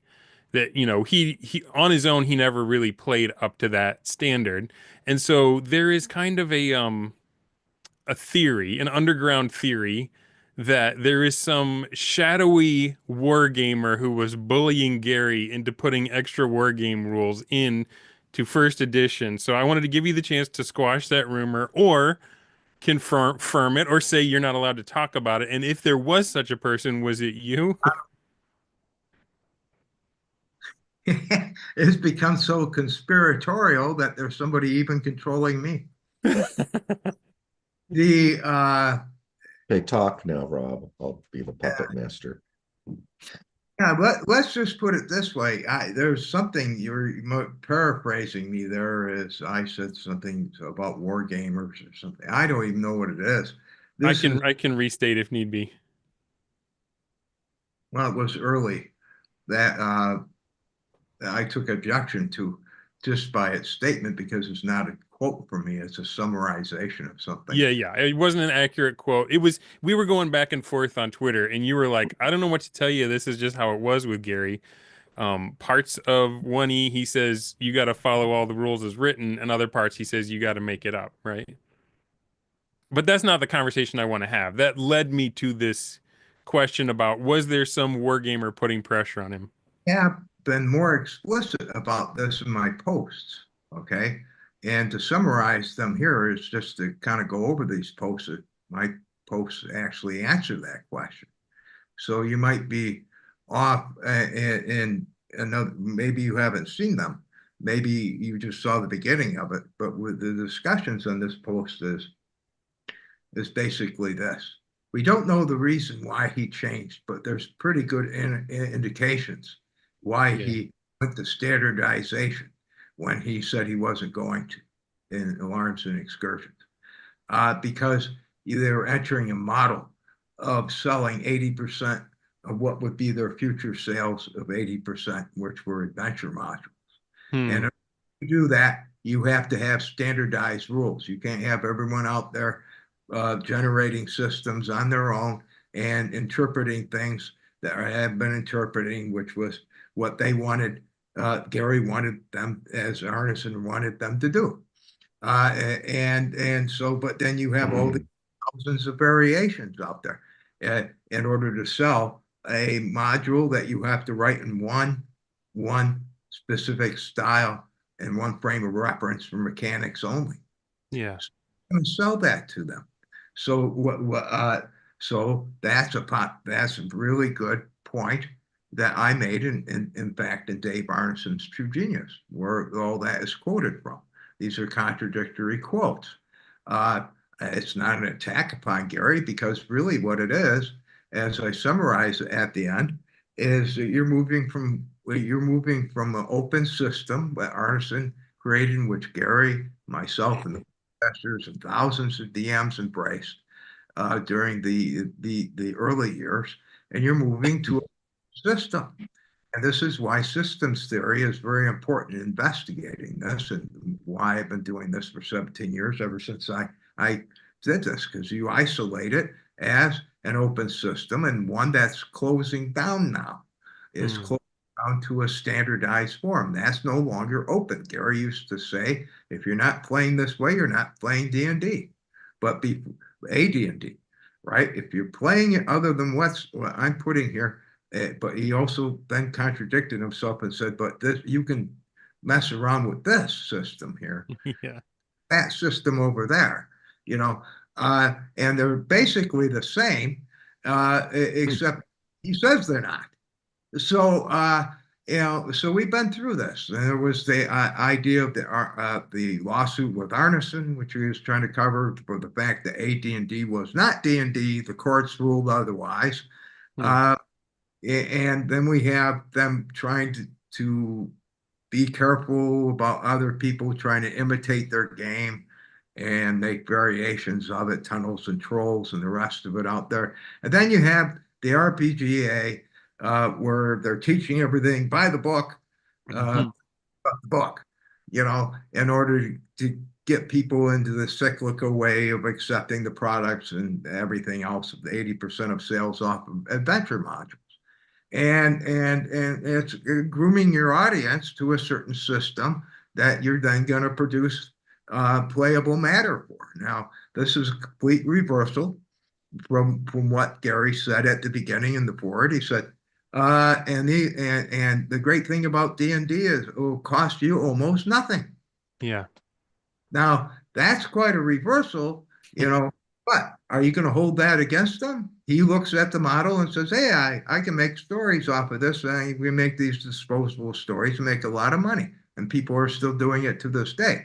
But it's put us in, my concern about it with this current model, which has been in existence for this long, is that it's put us in this cyclical, disposable way of viewing D&D as a vehicle for creating fantasy.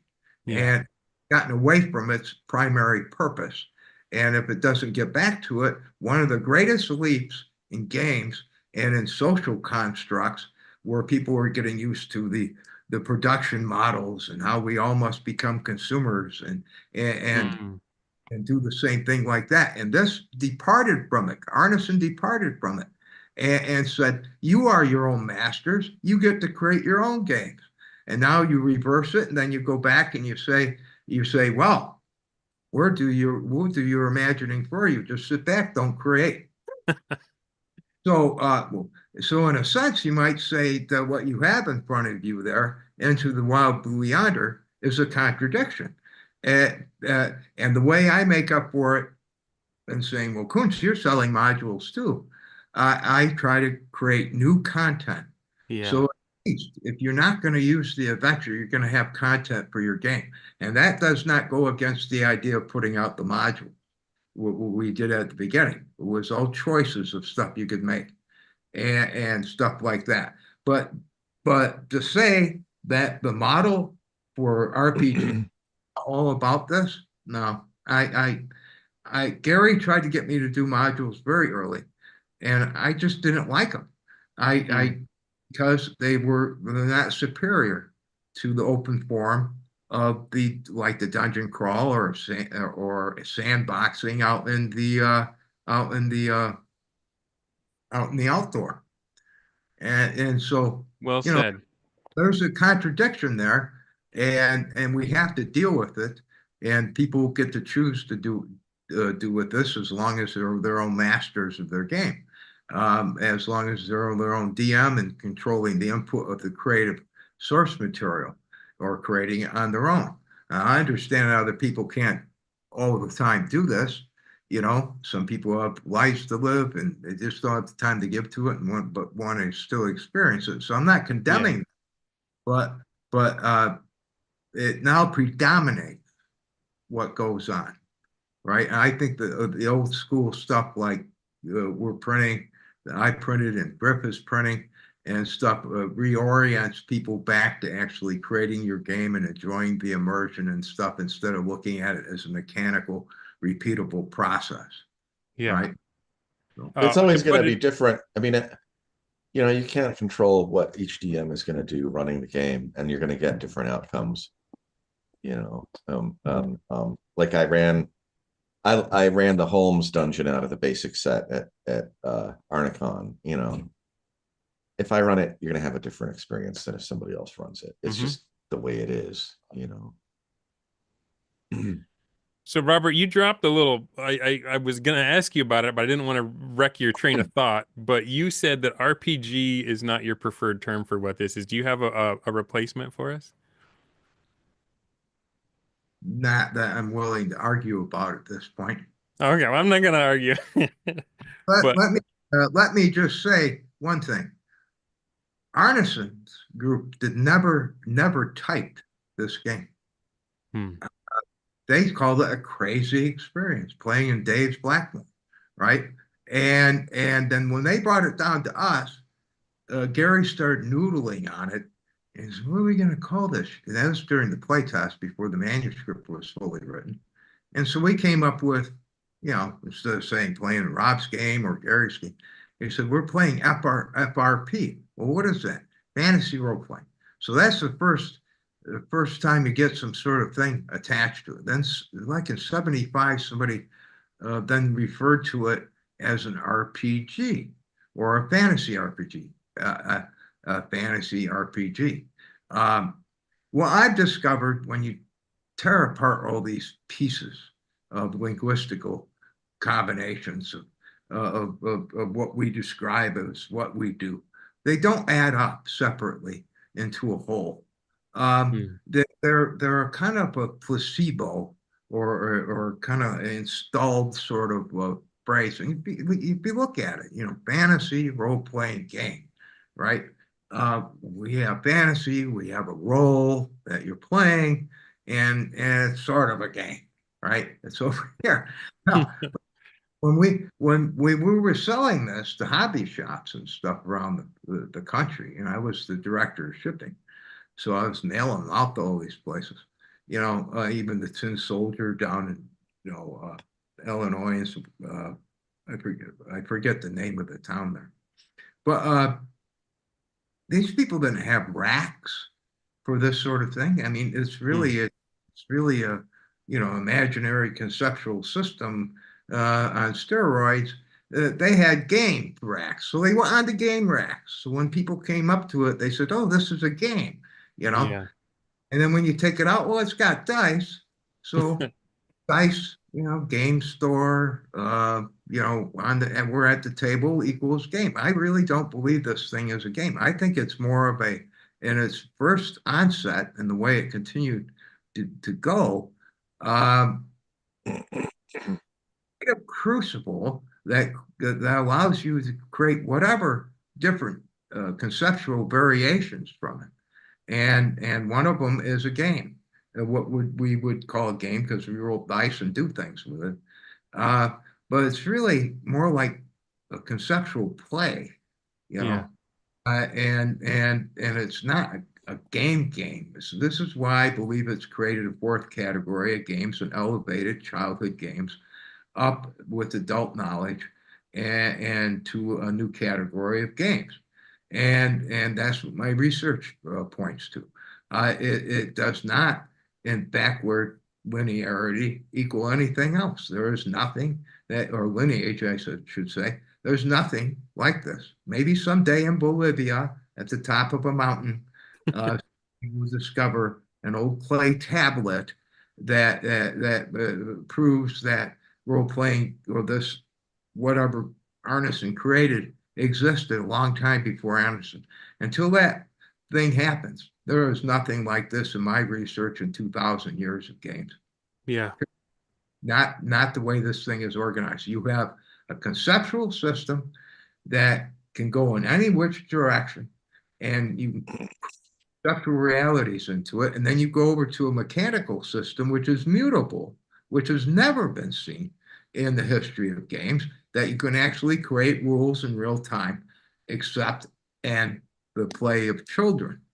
And that is the only time that occurs. So in the history of playing games. So you do not have you have this conceptual system with a mutable with some rules, but mostly rules that you have to make up. There's just Hmm. nothing like this in the history of games. I'm sorry, this was a leap, a grand leap up a mountain, and there is no missing information like a valley to fill in at this point. In my research, it is a leap by Arneson, like none others that has occurred before, and he should be given his proper benefits for this, his proper acknowledgement. And Right I'm on. we'll continue working on that. Now, this is not to minimize Gary, because I believe that those two as twins created this thing. But Arneson was the alchemist. He created the architecture. Yeah. Uh, his architecture exists to this day. And every RPG, if you're playing an RPG, you are using Arneson's system architecture.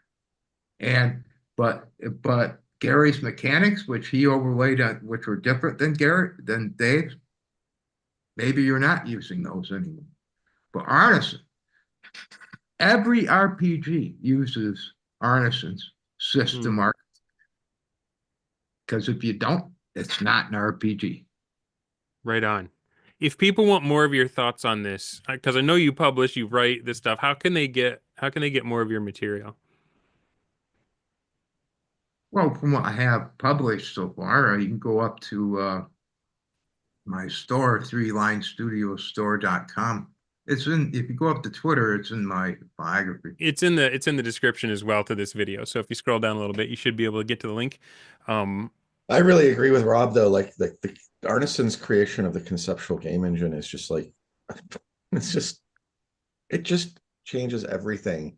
And a lot of people are like playing Brownsteins or they think they're playing Brownsteins, but their only experiences with either with board games, which are not role-playing games, hmm, or with Arneson's conceptual game engine. And so they're trying to use Arneson's conceptual game engine to run a Brownstein. And it's like, no, they're just not the same thing.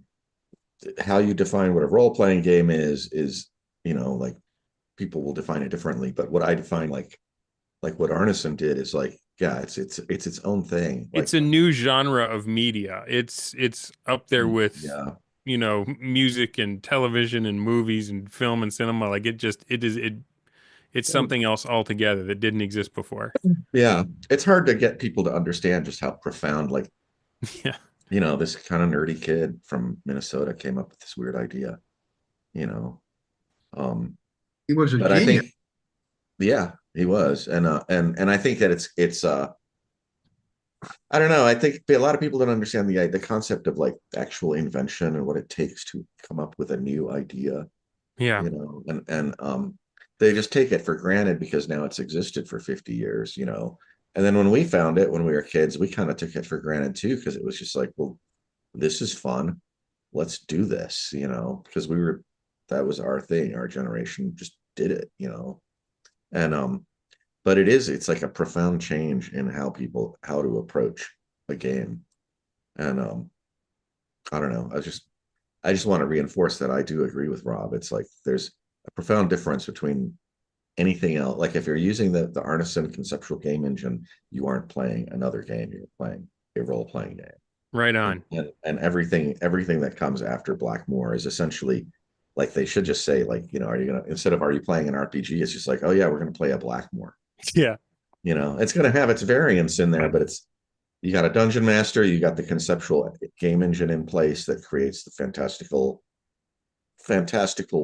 reality, and yeah, they're all Blackmoors. So listen, guys, we're over the 2 hour mark. It's like past 11 o'clock where Robert is. I'm I getting my have second wind though. Yeah, I know, man. I'm loving this conversation. I have more questions. I have more stuff I want to talk about, but I don't know if we're gonna end on a better note than this high of just paying Arneson the respect he deserves. I want to thank you, Griff. I want to thank you, Robert, for coming on this channel. You guys have an open invitation if you ever want to come back. Um, Well, I'll you give you should the just floor come to for last Arnicon thoughts. and hang out with Rob in person in I need Arnicon, to. I need to. and let him destroy your character in one of his adventures. Don't destroy characters. Characters destroy They themselves. That's destroy right. themselves. Well, they That's right. it's like, here, please destroy my character. I did I think the something difference dumb. What between happens? the difference between a modern gamer and one of the OG guys is when your character dies, do you cry or does everybody laugh? No, it's like I did it. I died heroically. If you're Yeah, gonna die, at least should be hilarious. yeah, Um, yeah. yeah, guys, thanks for going on this journey with us. Sure. Please click on those links, support these guys, Three Line Studios, the Fellowship of the Thing. Um, Robert's right there. The thing that was special is dying out, and we need to go back to the roots if we want to recapture the magic. So thank you, Griffith. Thank you, Robert, and I hope you have a great night or afternoon, depending on Can what you hold up slice of the that book planet you're on. again? Yes. Yeah, go there. Go look at that book. We have other products. We have a documentary. Go to Three Line Studio too and check out what Rob's got there. Yeah. Lots of, I mean, I hate to call it old school because it's this system that just keeps reinventing itself if you're doing it right. Don't like old school. Like it's the old came out of the new school as a pejorative. Back in 2000. I call it classic gaming. That's what I call it. Yeah, classic gaming. That'll work. Uh, So here's Oh, there's Blackmoor another one. Foundations. Here's Into the Wild Blue Yonder. If you have not yet seen the documentary Secrets of Blackmoor, you just don't understand how this whole thing started. Hopefully, this video helps. Um, I'm sorry, what were you gonna say, Robert? well, it's a great documentary. It's the only documentary really with any teeth in it about the foundations of D&D, you know, that's out there. But there's others, but they don't interview uh, people that were there. Well, So and it's Yeah, it's they skip the early respectful. stage. uh, They There's skip the development stage and go to the like I don't know, beta testing stage. Joe yeah. Manganiello was doing, Yeah. infomercial documentary. Um, so anyway, but yeah, Anyway, have a great night, guys. Thanks for being with us. And if you want to give them some encouragement, go ahead and click on that thumbs up button so that we know you liked it. If you want more Yeah. stuff like this, go ahead and Share the subscribe. links. Pass the links around, guys. hey And guys, have a until great night. later. All right. We'll see you later. Are we clear? I think so. Stream finished. Thank you Yay. guys so much. This was far and away probably the most valuable episode I've ever had.